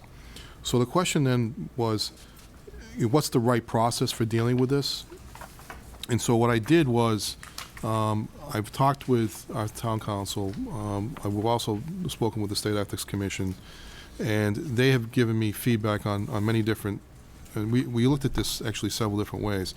There was other groups who offered suggestions to the State Ethics Commission, and gave examples, and then we gave further examples, and in each case, the Ethics Commission basically said that the process that we currently use now is acceptable. However, there are situations where it's more acceptable in the sense that if there is a perceived concern, perceived problem with the way we do it, then the individuals who apply for the grants, who accept the grants, should fill out a proper form and disclosure and file it with the town clerk's office. Another suggested method was to try and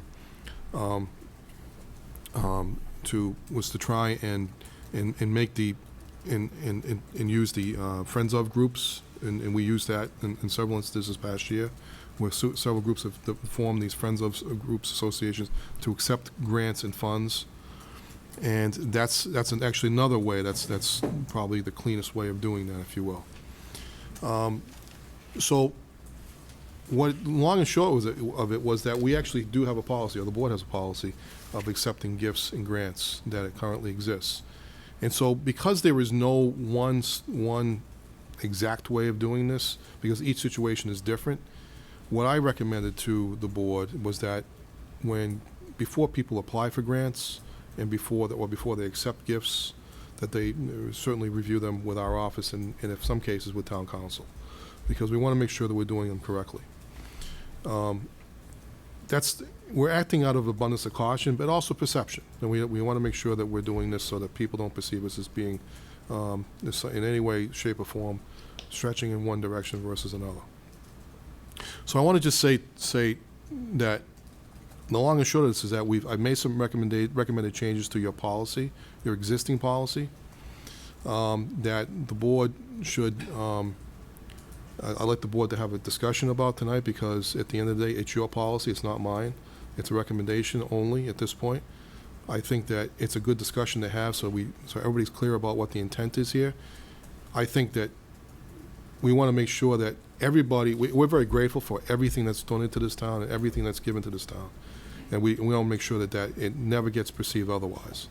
And so that's really the only reason for us having this discussion tonight, is that that we stay above the fray in terms of that perception and concern that may get generated from time to time. All right? So with that, I've given you my suggested changes, and I'd like to hear from the board members as to how you feel about it. Okay. Anybody want to start? I'll start. Frankly, I was a little disappointed in what you presented to us. You sent us a copy of what you did. And while there was some changes, I think the basic change that for the policy, for the existing policy, was you just threw grants in there where grants weren't mentioned before. My concern, and this has been going on for months, was I just don't think it's a good idea for town employees, town committees, town boards to be personally, or town entities to be soliciting donations or applying for grants. That's why I wanted to have, and I was kind of disappointed that in your review of the policy, you didn't mention that it would be best practices to have the friends of groups applying for grants, soliciting donations, because that way they're removed from the town. Now, even though when those groups do apply for solicit donations, apply for grants, and they give them to their appropriate board or committee that they're working with, it still has to come back to the Board of Selectmen to approve the acceptance of that. And I feel when you have a friends group soliciting donations, applying for grants, there's a separation between the entities that give the donations and give the grants and the town, especially when you have an entity that comes before the board, comes before the Board of Selectmen, goes before the planning board, goes before the zoning board of appeals, and a decision has to be made on something. I was hoping that there would be a separation there, because I'm really concerned about perception. Let me just throw something in. Town employees have to apply for grants. I mean, look at recreation, or you look at Paige's position, conservation. All those town employees, those department heads, every one of them has to apply for a grant. So you have to let the town employees apply for grants. But they can be applied for through, like, a friends group, so it's not just Well, not coming always, from not the- always the case. Yeah, well, though. yeah. Not always the case. Okay, Because, all see, right. and let me just respond to your concern, because in fairness, I would like to just say that my feeling about that was, I fully understand the position you've taken on this, and that we want that to be the recommended method of use, but there are many instances where that's not necessarily required. So I left that position open, so that, yes, it is one method. It is a method. It is not the only method, because there are many instances where people can apply for grants through the federal government, through private foundations, through different groups that we have no interest in, or no business with otherwise. That doesn't require them to necessarily go through that process. So I think if if I said it as an exclusive measure in doing it that way, then we'd be going through a step that isn't really necessarily required in all instances. Yeah. Okay, all right, I understand that. All right, if planning board applies for a grant to the state of Massachusetts, the state of Massachusetts is not going to come before the Board of Selectmen on a license or a permit that we have to vote on. So there's no conflict there. But when you get an entity that comes before, and it's not just the Board of Selectmen, it could be going to the planning board, it could be going to anything. You need to have a separation, and that is where a friends group would be the appropriate vehicle. Again, that is the method, but not the methodology. So the methodology would be that they would come to our office, review the grant application with me before they apply. So that way, this wouldn't be a discussion that would be debated later on, and say, what is the right process here? What's the right methodology for doing? So you're talking about a method, I'm talking about a methodology. So that's what I'm recommending in the policy here, is a process by which we go through that, most often cases, it's to say, it's a 5-minute discussion, say, okay, why are you applying for the grant? And then the other question I can ask at that point is, are there any matching funds required of that? So we would know up front as well if there's any issues like that, because sometimes that can be an issue that comes up later on too. So we want to make sure that's a good process from the very beginning. That's just my. So I've got a little bit of a different take on it. Let me step back a little bit. The town employs department heads, Mhm. okay? And the onus is on the department heads when grants come forward, that they read the grant, maybe they solicit it, or maybe a board brings it to them. Right. They go through the ethics training, they go through the conflict of interest training, and I rely on the department heads to review it, put the signature on it, and then bring it forward, that it's a legitimate grant and there's no conflict of interest. Us 5 board members have also taken that same training. So when it comes in front of us, we can ask the same questions, or we can opt out, or we can say no. And I have a lot of respect for anyone on this board that says, granted, it meets the letter of the law, but I think there's a conflict, so I'm going to vote against it. And that's fine. That's why we're elected, and we do our homework. I was surprised reading through the policy. We had an in-depth policy, because a lot of times people come in front of us and we use common sense, but there is a policy that's set. What I'm concerned about is the process of the department heads or the boards doing what they need to do and coming to the board. It gets sidetracked by going through town government. So no disrespect for you, 5 years from now there might be a different town manager, and there may be a very valid grant or money that's coming that gets there, and you say no for whatever reason. It takes our ability away from the common group that's bringing it. And I don't care if it's a friend's group or a mom's group or Joe Smith that wants to donate money because his ancestors died. It takes that away from us. Policy changes when there's been mistakes made, and we all look back and say, oh, how did that happen? Over the last months of dealing with this, there was no mistakes made. The departments brought forward, or groups brought forward grants, and we voted on it, and it got into this quagmire that we were doing something wrong or somebody was doing something wrong. We're all able to call the Attorney General, and I've done it 3 times on this last issue, and they've put it in writing, and you've gotten copies, and they said the process that was followed was absolutely the right process.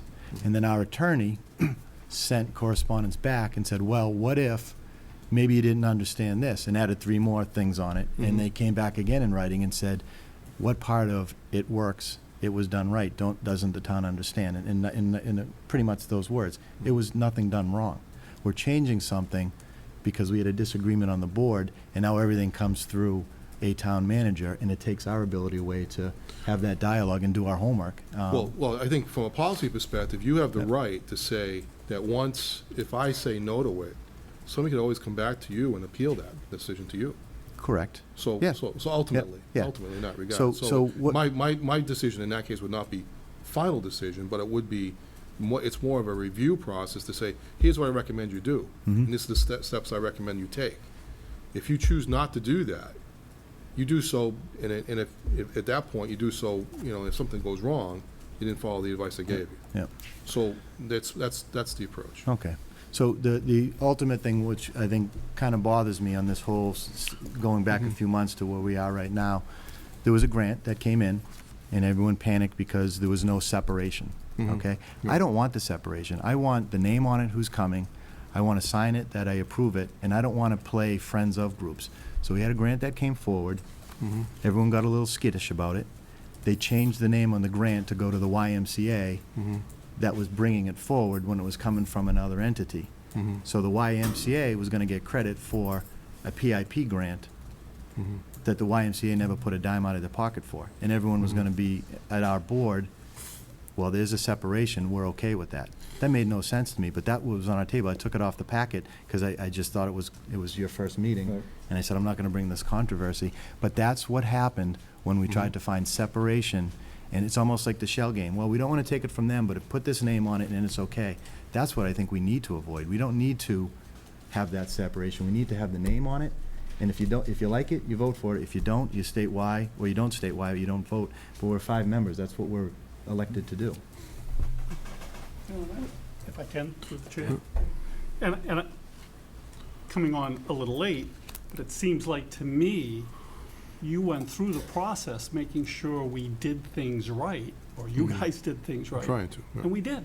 You know, the board's been doing what it's supposed to do correctly for a long time. And I think now having that policy in front of us and adding, you know, a few words, grant, I know we saw grant in there all the time, I think is important because it was probably a little bit different when it was first written than now. Right. But I also have to agree with Jim that I think going through you is an added step that we don't need.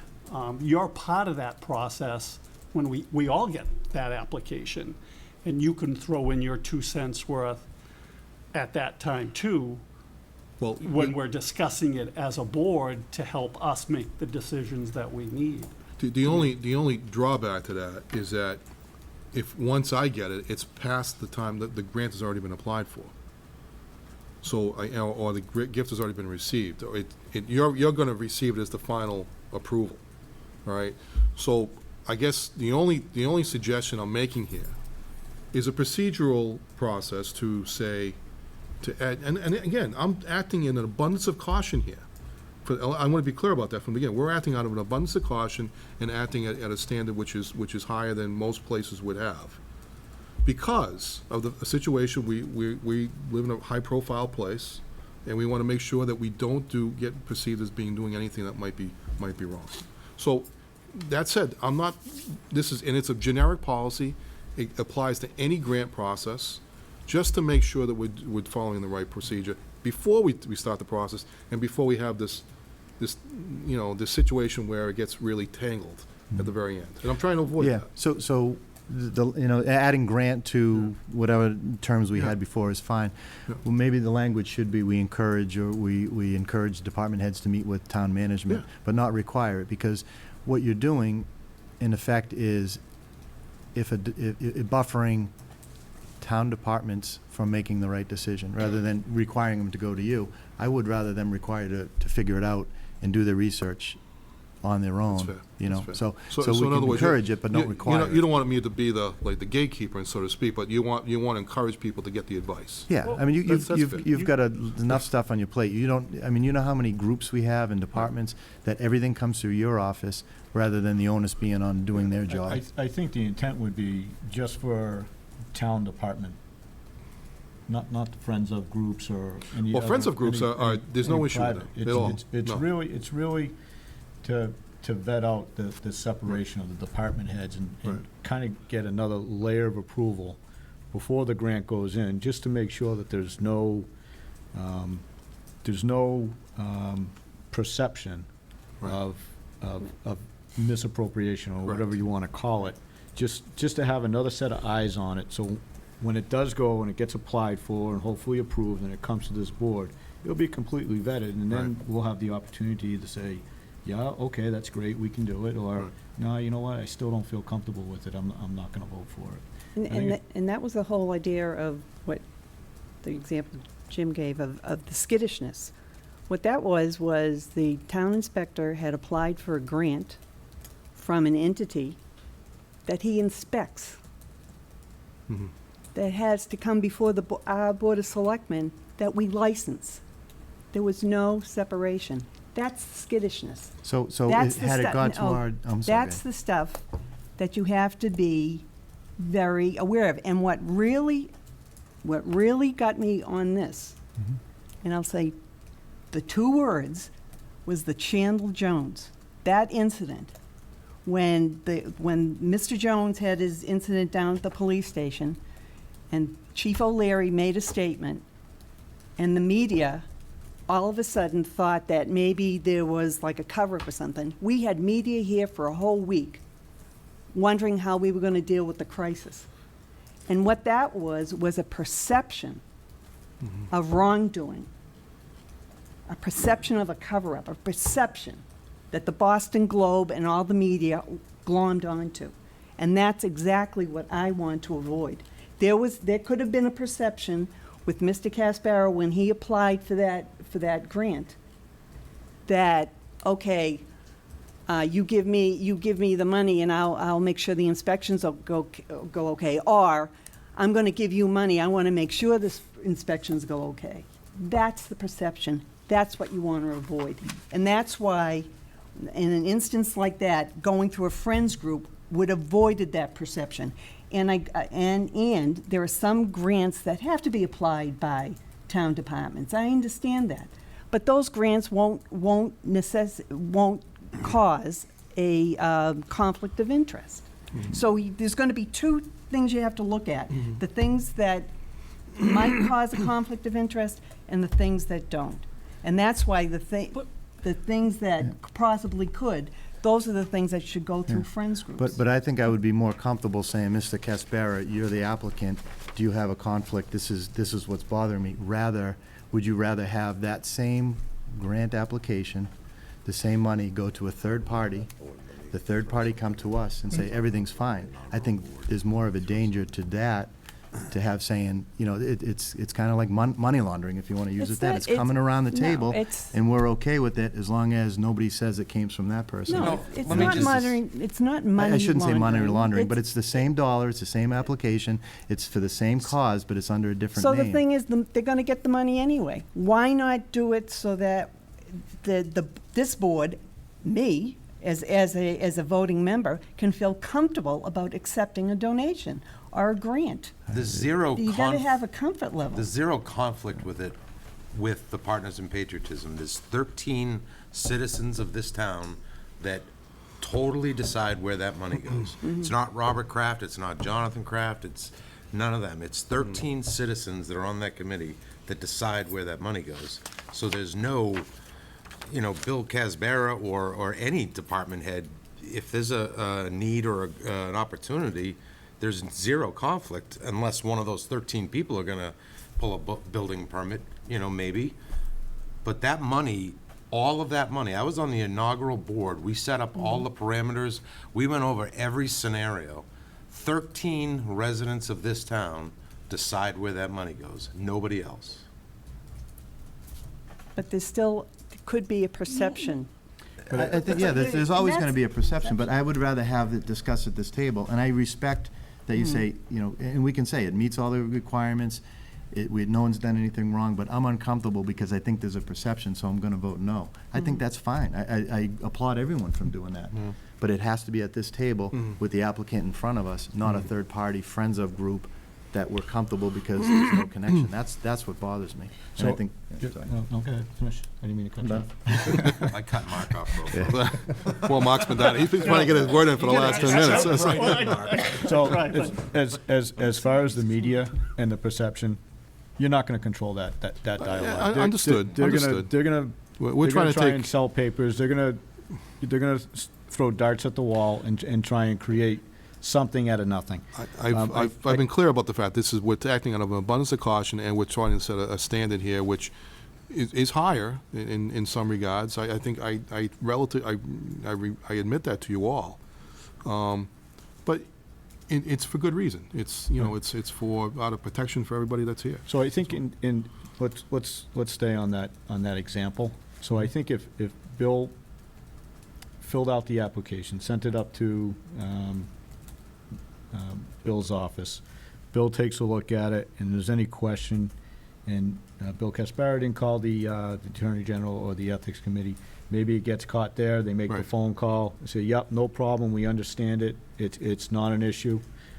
If we have to, we get an opinion from town council. Right. If that's all clear, you send it along, it gets approved, it comes to this board, we can ask the question. Has ethics weighed in on it? Has Attorney General weighed in on it? Town council weighed, yes, okay. Done. That's good enough for me. Yeah. I mean, everybody has weighed in. Or, you know what?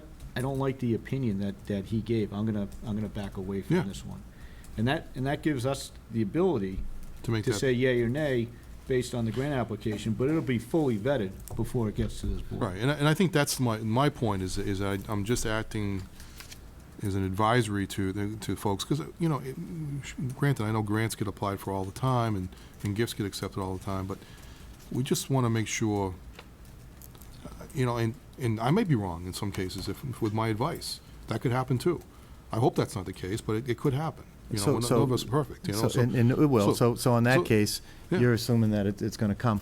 You're wrong on that advice. It goes back and it never gets to where No, it could no, get to. no, I don't mean it that way, Jim. What I'm Yeah. saying to you is that what I might say is that, I'm not saying, I don't think, there'll be very rarely in that instance where I'll say, don't apply for the grant. I would say, perhaps you shouldn't be the person that applies for this grant, maybe someone else. In other words, someone else that wouldn't have a perceived conflict. So you could still apply for the grant and still get the same result, but maybe you don't have the same individuals. Instead of serving. Bill applying for that, you have Exactly. Paige I might applying. have had someone else do it as opposed to him, that one person do it.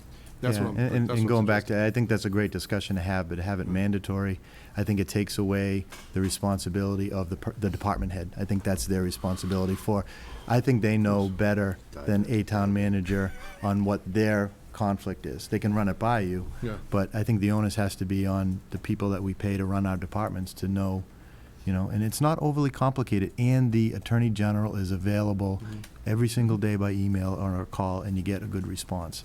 So I think it takes away, well, I'm starting to get repetitive, but that's where I feel. Fair enough. Yeah, I think adding word at the end that anybody could ask for the town manager's office's advice at any time. You're available for Right, that. exactly. Or- And I, Or Mary Beth, for that matter. Either one. well, that's why I Either said one. the office, Right. either of you two, Yeah, especially we're if you're. not looking to give bad advice, we're just, or to hurt people in the process, we But- just want to but- give them, so we, But I think we don't end up with an issue. make it advice versus mandatory. 'Cause I think the intent is not to create another layer or. Right. Or suppress the department head's authority or ability to apply for grants. I think the intent would be just to get another set of eyes on it. Right. From a perception standpoint, or a transparency standpoint, to make sure that all the i's are dotted and the t's are crossed. And, we're not doing something that could come back and bite us. Or create a lengthy discussion at this table where maybe. it Which I'm didn't trying to need be. avoid. Yeah. Well, honestly. Yeah. But I'm also, we're in a snapshot of life here. We've got a great town manager. Thank you. We've also had not great town managers. I understand. So there could be a not great town manager, Yeah. and everything's gonna go through this not great town manager before it gets to us. But you And probably won't be in that everyone's chair gonna very rely. long now. If you- Huh? But neither is that department head if they're gonna Yeah, bring in, if they well, bring in that's- crap to us, we're yeah. gonna Yeah. say, how did it get this far? Right. I need that dialogue, not to be sidetracked. That's what I'm saying. It'd That's be a nice. actually, that's a good point, you know? if you historically look back at what was here before. Right. Yeah. So encouraged, yes, but mandatory, I'm not gonna support that change. And the changes of adding grants to whatever language we had in there for money or donations is fine, I think. Yeah, I agree. Yeah, I think you're right on that one. So if we can amend this and add a recommendation. Well, I recommended that you review it's recommended that, the board recommends that you review your application The town manager or Yeah. assistant town Yeah, manager, right. and you guys work before closely. you submit it. Yeah. Not so much for content, but for appropriateness. Right, Um, exactly. And that's really. Yeah, because I that's mean, really they what- could be applying for a grant that I know nothing about. Right. But it's just, okay, is there an issue here before we accept it, or Right. if we get it, that type of thing. Yeah, and if you're the common thread, I mean, the health department, look at the opioid crisis. Health Right. department's doing one thing, police and fire doing, all the different, if you know something that the other people don't, there's some benefit of having that It's again, discussion. it's another Yeah. method of centralization of a process. Yep.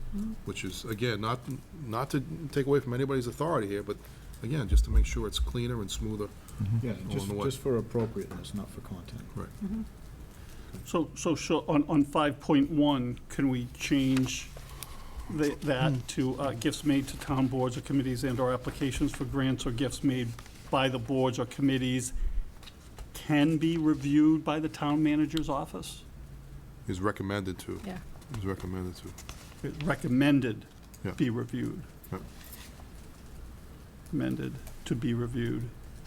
I'll work on the language. and Okay. I'll resubmit it to the board for further consideration. Okay. Okay? Okay. But I'm glad we had the conversation, because now I have clearer direction about this, so, but thank you. And in the big picture, our biggest problem is who we're taking money from sometimes. I mean, Good problem to we have. could be in a lot worse issues. Well, and I think, again, I want to emphasize the fact that we're very grateful for everything that gets given to this town, and we're more than happy to accept it, and provided we don't end up with an issue in the process, and that would somehow taint the individual who's donated the money, or the department or individual receiving. So question, that gift that we discussed was like $15,000 that we still have yet. Right, we've not formally accepted that, so, so what is the pleasure of the board in that one? Because we've discussed it publicly now. We've had the check since, what? We haven't, yeah, March. but we haven't deposited it, we haven't done anything with it, so. Where it was on, well, I don't know if it was ever on a published agenda, was it? Yeah. It was, It my was. first Yeah. one. It was. Can we vote to accept that, just to put closure to that, where it's not on this, or we have to wait? Not if it's on, it's not, unless it's. Yeah, it's not it's on a public not on hearing, this so agenda, public so, needs to- so we'll discuss it at the next meeting, bring it up at the next We'll put it meeting. on June 20th. Well, the June 20th discussion. Well, the question is, under whose name is it going? Well, that's the thing, the last, just so you know, the YMCA did actually apply for that grant, and so they put their name on it. I had the actual application, I saw it, because I went back and checked on that, because I actually got a But copy. we got that check by Bill Casbara applying, and the Partners in Patriotism granted Bill Casbara and the town of Foxborough that grant. Understood. We got the check, so that's the check we have to vote for and approve. Well, the question is, that's the question before you, though. Do you want to accept it in that direction, or do you want to Yeah, accept it from I the, do. from the YMCA? No, Unless that the is the shell YMCA game. gave the money, We'll take another 15,000 from the YMCA. But seriously, I mean, Well, they were doing it out of help to the Right. town. Yeah. So Right, so just, to be clear about that. It was a shell game. They were trying to do the right thing, but it's creating the perception of a shell game. Well, entity X applied for the grant, but they're not, it's not really kosher for them to, proceed to apply for the grant, so we're gonna actually apply through Y. Well, I think that in that particular instance, then I want to make sure that there's proper disclosures filed for that, if that's the yeah, case. that's fine, because I think, I mean, I think that needs to be addressed. Did the That's- Partners in Patriotism approve the YMCA No, grant? They did not. They approved Bill Gaspara's Yeah. grant. That answer I don't know, but I did have the actual document, because I got it from the Y itself. yeah. So, And in We- fairness to Bill Gaspar, I think, just so everyone knows what happened, that was for the Sandra Wasson so Sandra Watson, Pavilion. yeah, yeah. The people that were on that group, Tracy Vasili, stepped off in the middle. Bill Greeter, retired from the board and went down. And Bill got, last man standing. Yeah. And that's how his name got on. Yeah, and to be clear, that money is strictly for the building of that new Yeah, pavilion. new pavilion. So there's, clearly, nobody is benefiting by that, except for the community, in this case. But again, there could be a perception, because of the positions that individuals hold, that could be mishandled. So we just want to be clear about the proper disclosure forms and everything else that have to be filed in those instances. I would, In that instance. I would prefer to do it the way it should be done originally. If Bill applied for it, let's have the disclosure forms filled out, Okay. vet it, and then we'll go forward with it. Bring it to the board. Very good. Need to take a All right. vote on that, or no? What's that? Do we need to take a vote on that, or no? Because We're he's gonna, gonna we're read- gonna bring back, I'm gonna bring it back to you, so the On the file. 28th. I'll bring back the policy. Okay. Now that we're really late, 10 after 9, alcohol license discussion. So, just to kick this one off, the town has an all-alcohol license available because of what happened with the license that was turned in by the Legion Hall when they closed. And that turned out, initially, there was some speculation that was a club license and not an all-alcohol license. But upon further research of that, we discovered that is an all-alcohol license that has no limits on it, by the way. It's not site-specific or anything. It is for townwide use. Now, the question then becomes, That license is now available. The board needs to have a discussion at your level to see how do you want to handle that license going forward, or any situation like that, because I don't know that we've ever had a town discussion about this, about how do you want to vet licenses? Because just because somebody applies, doesn't mean they automatically get it. You could have multiple people apply for one license, and then the question is, okay, who do I give it to? And then the question remains: is there, or should it be a case of next person in line gets it? That's just the way it works. Or is it a more biggest discussion than that, which is, okay, we have this license that has significant value because it's a town-wide license that can be used in a very strategic way as a way to entice a new development to come into the town that could really benefit many people, including the economic development philosophy of the town. So I think, the chairman and I talked about this. I know there are other board members who have feelings about this and want to go in certain ways. So I wanted to have a conversation here with all of you about that and get your reaction to that. How do you think we should best deal with it? So, and I'll turn it over to the chairman at that point. Yeah, so in going through the whole license process through town meeting and understanding that the state legislature is requiring communities to make licenses site-specific. Until at some point somewhere down the road, they're gonna get out of the licensing business and basically grant that authority to the communities. Until then, any additional licenses that we request from the state legislature is gonna have to be site-specific. Mm-hmm. Having said that, now that we have this town-wide license that basically can go anywhere in the community, all of a sudden it becomes extremely valuable. And we, in my opinion, we have to be very careful on how we use that.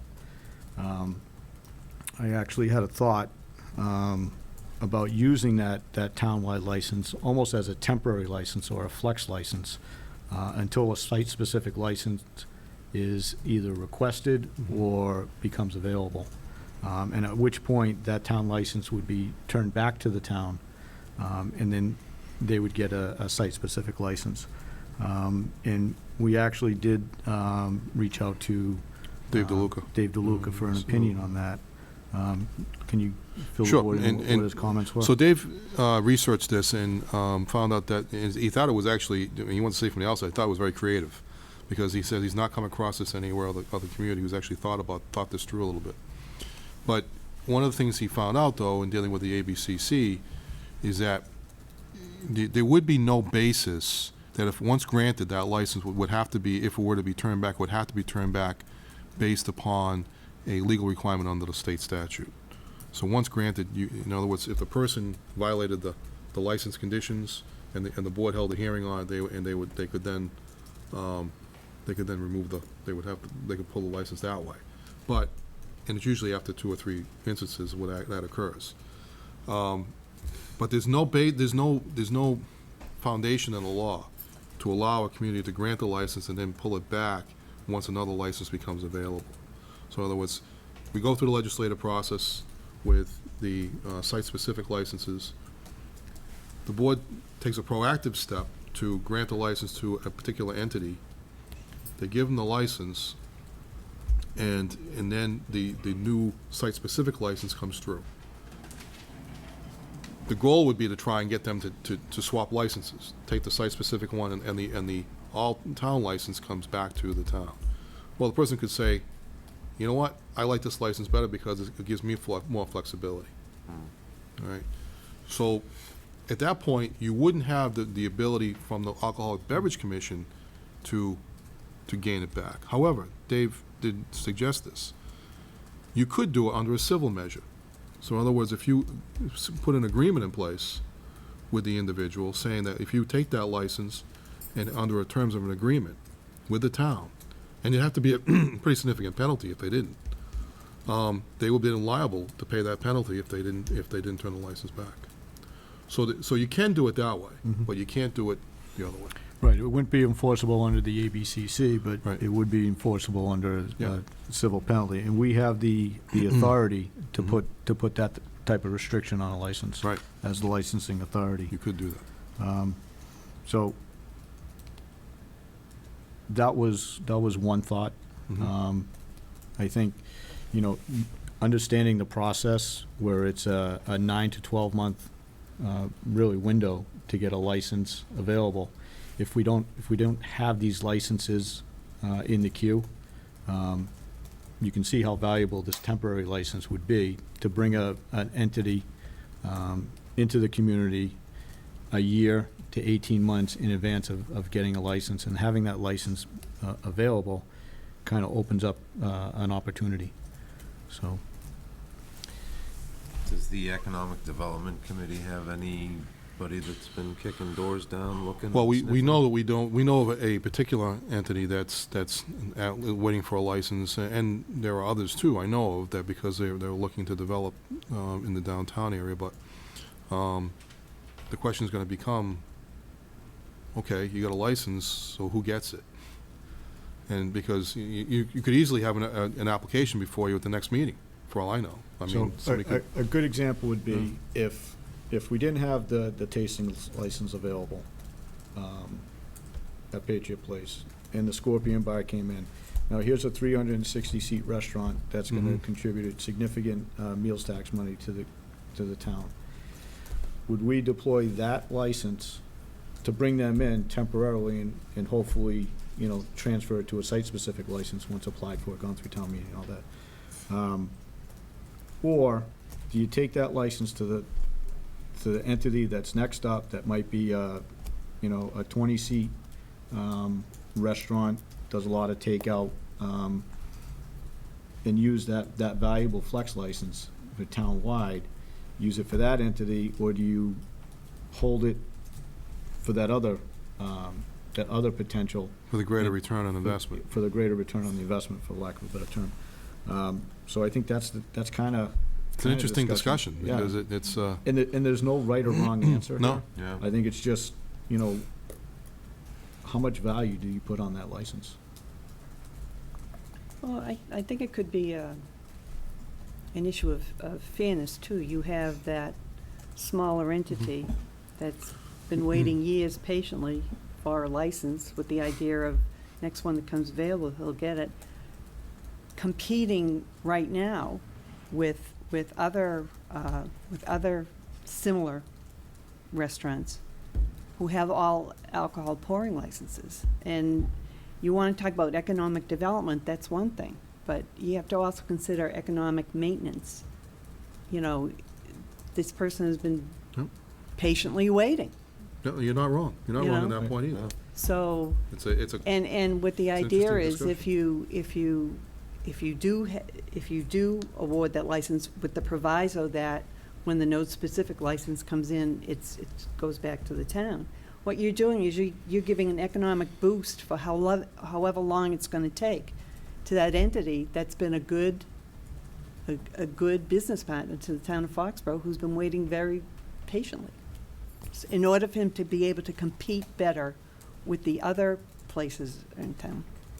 Yeah, and any other new business that would be thinking of coming to town, I mean, with build-outs and all that, I mean, they're a year or so away anyways. We could take this license if there's an existing place and put it to use right away, temporarily, as long as they're in agreement to sign that. Is it true that the old Legion's having a restaurant downstairs? Did I Well, read it that in the did, paper? it's being looked at right now for possibility of redevelopment, yeah. A restaurant and then a couple of I think, apartments upstairs? yeah, I think a combined use, mixed use. Right, so we don't know if they're looking for a That potential. hasn't emerged yet, but I know it's being reviewed with the planning board now. Can we fast forward 12 months when we get all of the licenses we've applied for and everything's rosy? Then this flex license, what do we do? Do we keep it a flex license, or if another restaurant wants to either open up at Forbes Plaza that we didn't plan on, or the center of town, or up on Route 1, do we just your give it call. to the highest bidder, or, I mean, what's the policy on that? It's the policy you want to make. That's why we're having this discussion. It's a good point. Yeah. So I think, you fast forward, we took into consideration when we asked for the licenses, some of those businesses that have been waiting a long time, and that's why we did that. The Economic Development Committee made that recommendation. So I think, fast forward, we have the licenses available. We still have the fire station, which was one of the licenses that we had asked for, hoping that was gonna move forward. So, fast forward, yeah, you're gonna have site-specific licenses available. Hopefully, they'll be deployed with some existing businesses and possibly some new businesses. But then you still have this license that can go anywhere. Bear in mind, we still have a license that's site-specific to Chestnut Green, with no taker right now. So, the townwide license has, I think, in my opinion, has a higher value than a site-specific license, because they can go anywhere. And depending on the consumption of those existing, or those future licenses that are site-specific, this can supplement any one of those development nodes. Well, there's another thing to be considered here, is that they ain't granting them anymore. Right, you can't get a townwide license anymore. So, there's real value to it. Is there any, you brought up Chestnut Green, and I might have asked the question earlier in our discussion months ago. Is there any way we can petition the state to free that one up? Or does that have to stay specific? Yeah, you'd have to go back to the legislature to get that. I mean, unless it was, I don't know what the conditions in which that was, it was a part of the development. Yeah, but So- but if the state is working toward node-specific licenses, they're not gonna free that up. Yeah, they're sticking in that. It almost seems like that node is liquored out. I mean, I really can't see another, unless that, I can't see another liquor establishment Right, going I mean, the market's gonna dictate, how many's too many. I mean, we see it there. This discussion we just had recently. But I don't think, we'll ever get that license out of there. I think we'd have to turn it in. Yeah. And then reapply for another node. I don't think you'll be able to transfer, And I think there was some discussion about it, but I think that the owner of that establishment, owns property down there, I think they have that as it's actually of value to that development. Yeah, okay. So, I don't think you need an answer tonight. I think it's a good discussion to have. I think you should think about it and maybe come back at your next meeting, and we can try and have a further discussion about it, because this requires some thought. I don't think you want to decide this. Yeah, no, I think what the goal was to kind of get everybody kind of thinking about it. Yeah. And thinking of the value and, some ideas on how to deploy it and, moving forward, because, what happens if another entity goes out that has a townwide license? What do we do that one? So, at some point over time, we're gonna have to figure out how to deploy it. Well, Mike, I think you gotta think about it fairly quickly, because you don't know when somebody's gonna walk in the door and say, I want that license. Right. I have a feeling it's gonna be next meeting now. I know. It could very well be. But but I think, having said that, you should have the discussion before that issue comes up. All right, so Deb will go on to the next agenda. All right. Okay. Thank you. 9:25, Selectmen's update. We'll make this relatively quick. First off, I want to thank the Founder's Day Committee for a terrific job again with Founder's Day. They had to battle the rain during the middle of the field day over at Booth, but the parade was great. It looked like it was well attended, and the fireworks were, other than the weather and the clouds, was really good. I want to thank Jim for his efforts for the Flag Day, the dedication of the flagpole earlier this evening. Good job. Thank you. A lot of effort, I know. You too, Chris. You guys spent a lot of time in the flagpole committee. It was great. Tina Belanger, Lori Babensic, and Rachel Calabrese, and Jack Othelet for his vision. I remember he sat at the table. He says, "Has to be a community effort." It was a community effort, all Yeah, right. it certainly did. I think it's something that I think the whole community is proud of what happened up there, and it was through a lot of hard work from a lot of people. So thank you to everybody. Anybody else have anything to add? Yeah, can I just throw something in on Founder's Day again? It was a great day. But Bill, can you look into the Board of Health? I know they are doing their job, but they had one person down there inspecting 15 or 20 different groups that have applied for food licenses, and they need a better game plan for Founder's Day. It slowed all of them up, and I used to have a booth down there for all the nonprofit stuff, Scouts or whatever. That's your only little window to make any kind of money throughout the whole year, and if they're being held up, which, again, Board of Health should be inspecting or doing whatever, but there needs to be a better game plan, so it's done earlier in the morning, the night before, or something. So could you just talk to them and find Sure. out what the process was? I can do that. All right. Yeah, Other than the- that, it was a really great day. There is some additional staff time that's going to be built into that, the inspector's position starting July 1. So maybe that will play into that. So hopefully that will be able to address that some way. Anything else? Let me go back a couple of weeks ago too, Memorial Day. I want to thank Mike Johns' wife. I don't know if anybody noticed, but all of the wreaths that we have now that we lay are brand new, and Janice Johns made all of them. So Really? a shout out to her. Big. Yeah. That's it. I also want to congratulate all the 2016 high school graduates. They graduated between our meetings, so we didn't get a chance to congratulate them. And also the Sage School, all the 8th graders that graduated, moving on, was able to attend that. So congratulations and good luck on the next phase of your life, and congratulations to the parents. Anybody, anything else?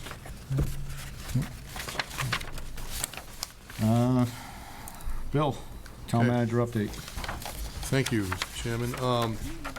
Needless to say, there's been a lot going on in the past few weeks.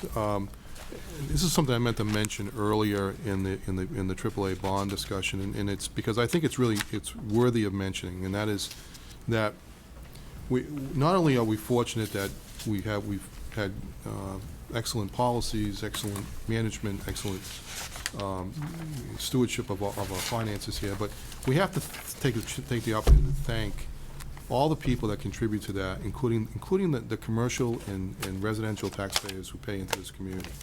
Because, let's face it, we are fortunate that we have large taxpayers like the Kraft Group who pay significant amounts of money into the town.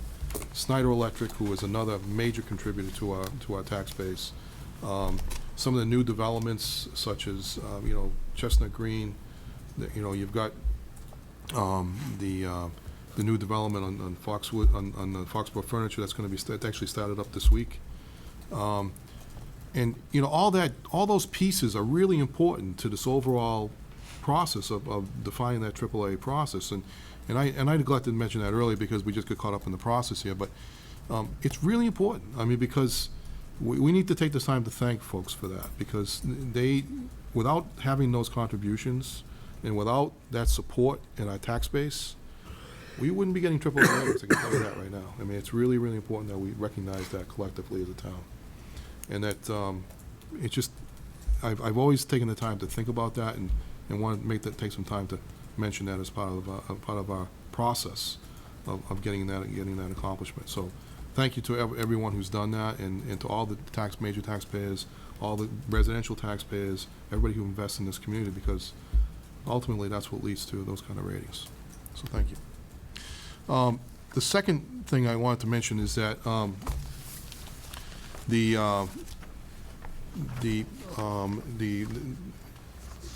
Marcia and Chris Gallagher, town engineer, met at 3 o'clock today for the National Grid new pole location at 33 Commercial Street. No one from the public showed up, and so therefore they recommend moving of that permit forward. So you'll see that in your action items tonight. That should be going forward. Next thing is that we've had a lot of discussion about we had some discussion about the Mass Premier Courts incident. I have developed a report which I was prepared to talk about tonight, but I understand that there is the person who was a victim of that would like to come forward and discuss it at the next meeting.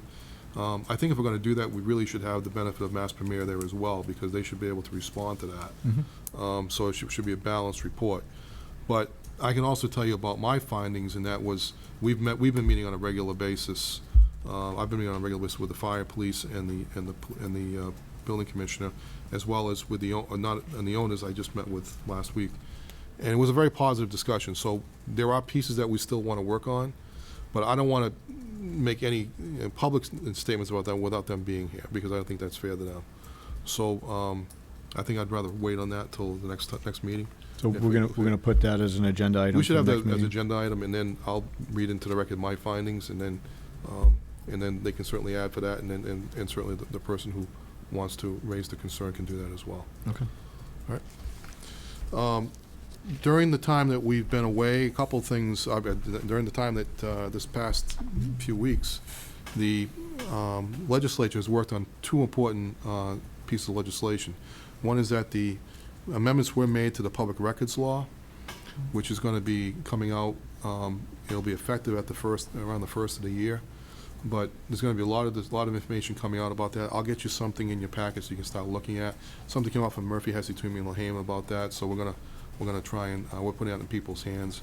There's gonna be some training about this going on, so there are changes that we're gonna have to deal with. So it was it's been a long time since that law has been amended, so some of these changes are pretty different from what we've seen in the past, and it could result in a fair amount of time being spent on this issue, depending upon how it rolls out, but that remains to be seen at this point. The next piece of legislation that was acted on this past week was that there was pretty sweeping reform in some zoning issues through the Senate. That was being pursued through MAPC, and it did pass this past week by a vote of 23 to 15, I believe it was. And so we're waiting to see what it does now when it goes to the House, and then ultimately the conference into the governor, see where that rolls out. But that's been another issue that has not been significantly altered in the past 20 years. So we're waiting to see what comes out of that. There were some concerns that the MMA expressed about the original piece of legislation. I think it was actually, I talked to a MAPC rep this morning who told me that had been amended. So I don't know what the final version looks like that came out of the Senate at this point.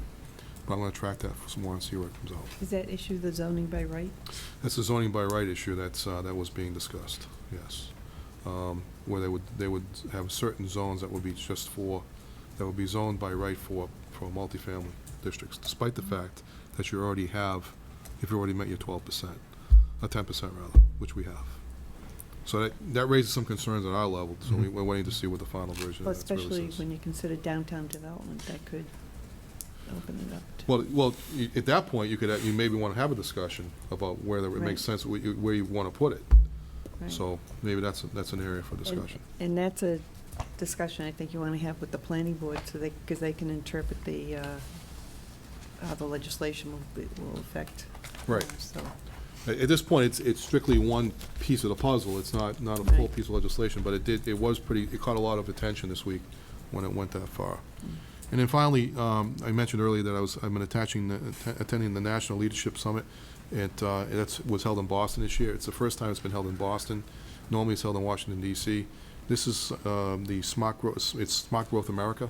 Talks about development. This is the development community from across the country. And Bill Ross was there, my town manager from Mansfield, sat with me, and there was it was interesting because we both had the same issues that we were talking about and seeing how we could create sort of this development corridor, if you will, for us, and see how we can work together to make that work. And there was a lot of interesting discussion about that. So it's interesting to be in a room full of developers, and they're interested to hear what we have to say about it too, which is really kind of interesting. So Did sewer come up? sewer did come up. Sewer, transportation, how the new millennials think. It was really kind of interesting. So I got another round of discussions with those folks tomorrow. But so it's been a very productive few days. So, Mary Beth. I'll try to keep it brief. We're in this little behind-the-scenes time that not many people know about, but all municipal people dread. It's kind of between town meeting and the beginning of the fiscal year and the wrap-up of this fiscal year. So we are implementing all the contract terms, the pay plans, performance evaluations, wrapping up seasonal hiring in time for July 1. And as you know, we had a bunch of job postings that closed that we're working on. So we're in the process of getting in touch with police chief candidates to set up phone interviews, as well as administrative assistant positions that we've just screened those resumes as well.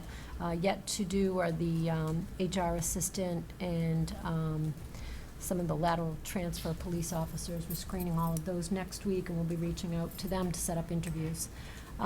I've been very involved in promotional processes with fire captains, lieutenants. Those are wrapping up. Next week I'll be sitting in on the deputy assessment centers, and we'll be doing dispatch, a promotional opportunity in dispatch for a communications manager.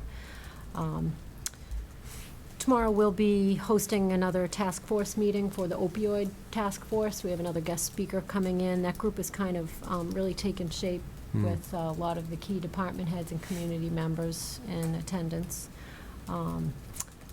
We've been working really hard with the new personnel bylaw changing, coming up with a policy kind of manual. So we continue to work hard with Personnel Board and using an HR council. I anticipate when maybe late fall coming to the board with some of these policies. You've sort of approved some one-off policies as we've gone along, but we're coming to you with comprehensive document and more policies. There's now only about 12 people covered by these bylaws, in addition to the seasonal people, because everyone else is under contract. But we're trying to really work to streamline terms across contracts and policies. We have a meeting with all of the people covered by the bylaw for next week, just to kind of keep them abreast of what's going on. So we'll keep you updated in the fall and winter on that.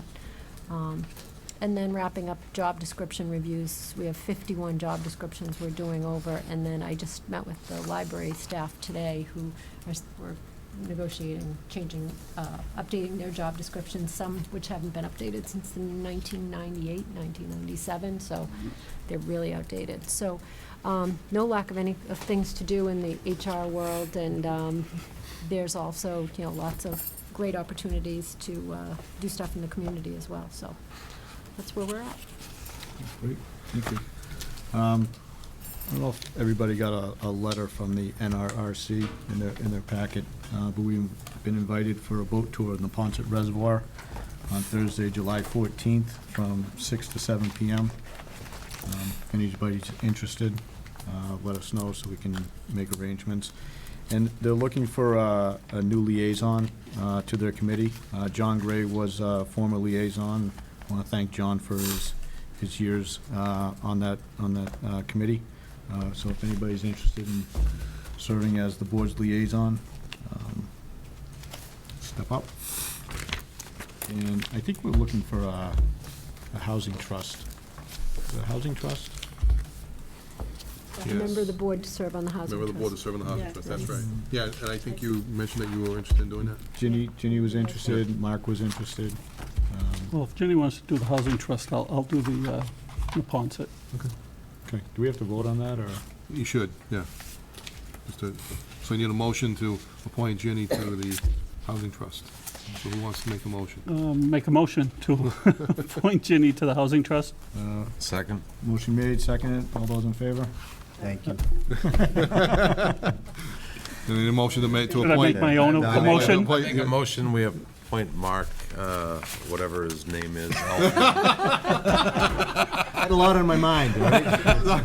to the This happens to be the low man that told him, Quonset, sorry. Reservoir, the NRRC liaison.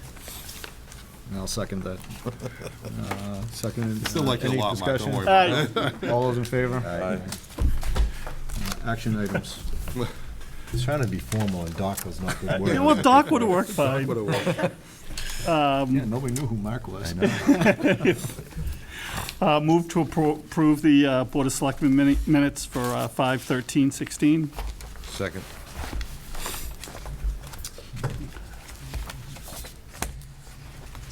Have any issues? I found none. Motion made, seconded. Any discussion? All those in favor? Can we vote on these as a lot of 6, or do I have to go into each one? I forgot what we did last week. You did them as a whole. Okay. You said the 25. Good. So move to approve the 6 commercial parking lot permits we have in front of us, renewals expiring on 6/30/2017. I second that. Motion made, seconded. Any discussion? All those in favor? Passes. Move to accept a gift donation in the amount of $25 for programs to the Council on Aging from Mr. and Mrs. David Resnick. Second. Motion made, seconded. Any discussion? All those in favor? Aye. Move to accept a gift donation in the amount of $285 to the Council on Aging for the 5-4-16 program by Paolo Di Gregorio and Galapagos Island program by Dana Zazier from the Friends of Foxborough Seniors. Second. Motion made, seconded. Any discussion? It's a mouthful. All those in favor? Aye. Thank you. Move to accept a gift donation in the amount of $450 to Recreation to be used at the Foxborough Recreation's discretion from Greg Spear. Second. Motion made, seconded. Any discussion? All those in favor? Aye. I did. You do number 5? You didn't do number 5, you did number 6. So we need Oh, to I'm do sorry. number 5. Okay, we'll go back to 5. Move to accept a gift donation in the amount of $710 to be used for tuition for 2 children to enroll in the Booth Summer Program from the Partners in Patriotism Fund. Second. Motion made. Any discussion? None. All those in favor? Aye. I guess we got to move to accept a petition for a new pole at 33 Commercial Street. Second. Motion made. Any discussion? All those in favor? Move to approve the reappointment of Robert Worthley to the Canoe River Aquifer Advisory Committee, expiring on 7/1/2019. Second. Motion made, second. Any discussion? Seeing none. All those in favor? Move to accept a gift donation in the amount of $100 from Dawn and Allison Markham for the Friends of Foxborough flagpole. Second. Is this for the replacement for this one, for 100 years from now? We're starting Yeah, that. starting the new. We never turn it down. No, it's, actually, on that note, we obviously met our goal since it's up. We do have a little money left over, and we're talking to Michael Johns about different options on that last memorial of the, I guess, for the veterans of the recent wars. Yeah. I'd like to donate something, but I was waiting to see if there was something that needed at the Yeah, end. So I'm gonna- some of I'm the gonna see if I can- discussion is yeah. going in that direction. Other Yeah. ones that said, let's clean up the granite as well. So Yeah. what we have planned is we're going to meet within the next week or so, Okay. look at all the expenses, come up with a final number, Right. and then make an announcement. And I think it's rightful to see if anyone that donated for the flagpole, if there's money left over, if they want that money back before we spend it on something else. So we'll make that public announcement. Yeah. If we don't hear anything back, then I know one thing, That would it'll be the stay on the direction common. That's the Yeah. direction, it'd stay on the common. Yep. Yeah. So this money will go into that same fund. That's even the though right flag is thing up. to do, I Yeah. agree. Okay, motion made, second. All those in favor? Aye. Thank you. Move to approve the appointment of Steve Bagley as an associate member to the Historical Commission expiring on 5/1/19. Second, I'm glad to see that That Steve. retirement didn't last Steve long. hasn't retired, yeah. Motion made, second. Any discussion? Seeing none. All those in favor? Aye. Thank you, Steve. Welcome to town committees, Steve. Move to approve the appointment of Ken Bryant as an associate member to the Historical Commission expiring on 5/1/19. Second. Motion made, second. Any discussion? All those in favor? Aye. Move to accept a gift donation in the amount of $250 from the Moms Club of Foxborough to purchase children's materials to the Boyden Library. Second. Motion made, second. All those in favor? I think we already did 13. 14, move to accept the resignation of David Gaffey from the Veteran Services Advisory Committee effective 5/1/16. I'll second, and thank you, David, for all your service to the veterans and to the community. Motion made, second. Any discussion? All those in favor? Move to accept a gift donation in the amount of $100 from the Foxborough Historical Society in memory of Ralph Dumond for programs at the Council of Aging and HS. Second. Motion made, second. Any discussion?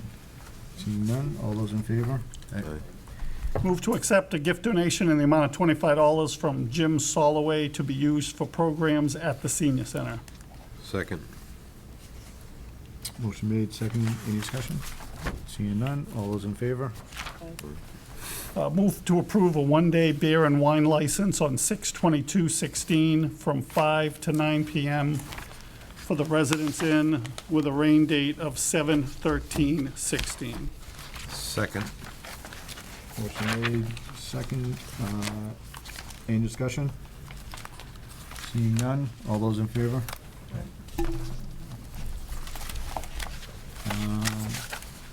Motion to close the hearing? Move to close the meeting. Second. Meeting? All those in favor? Good night, everybody. Thanks.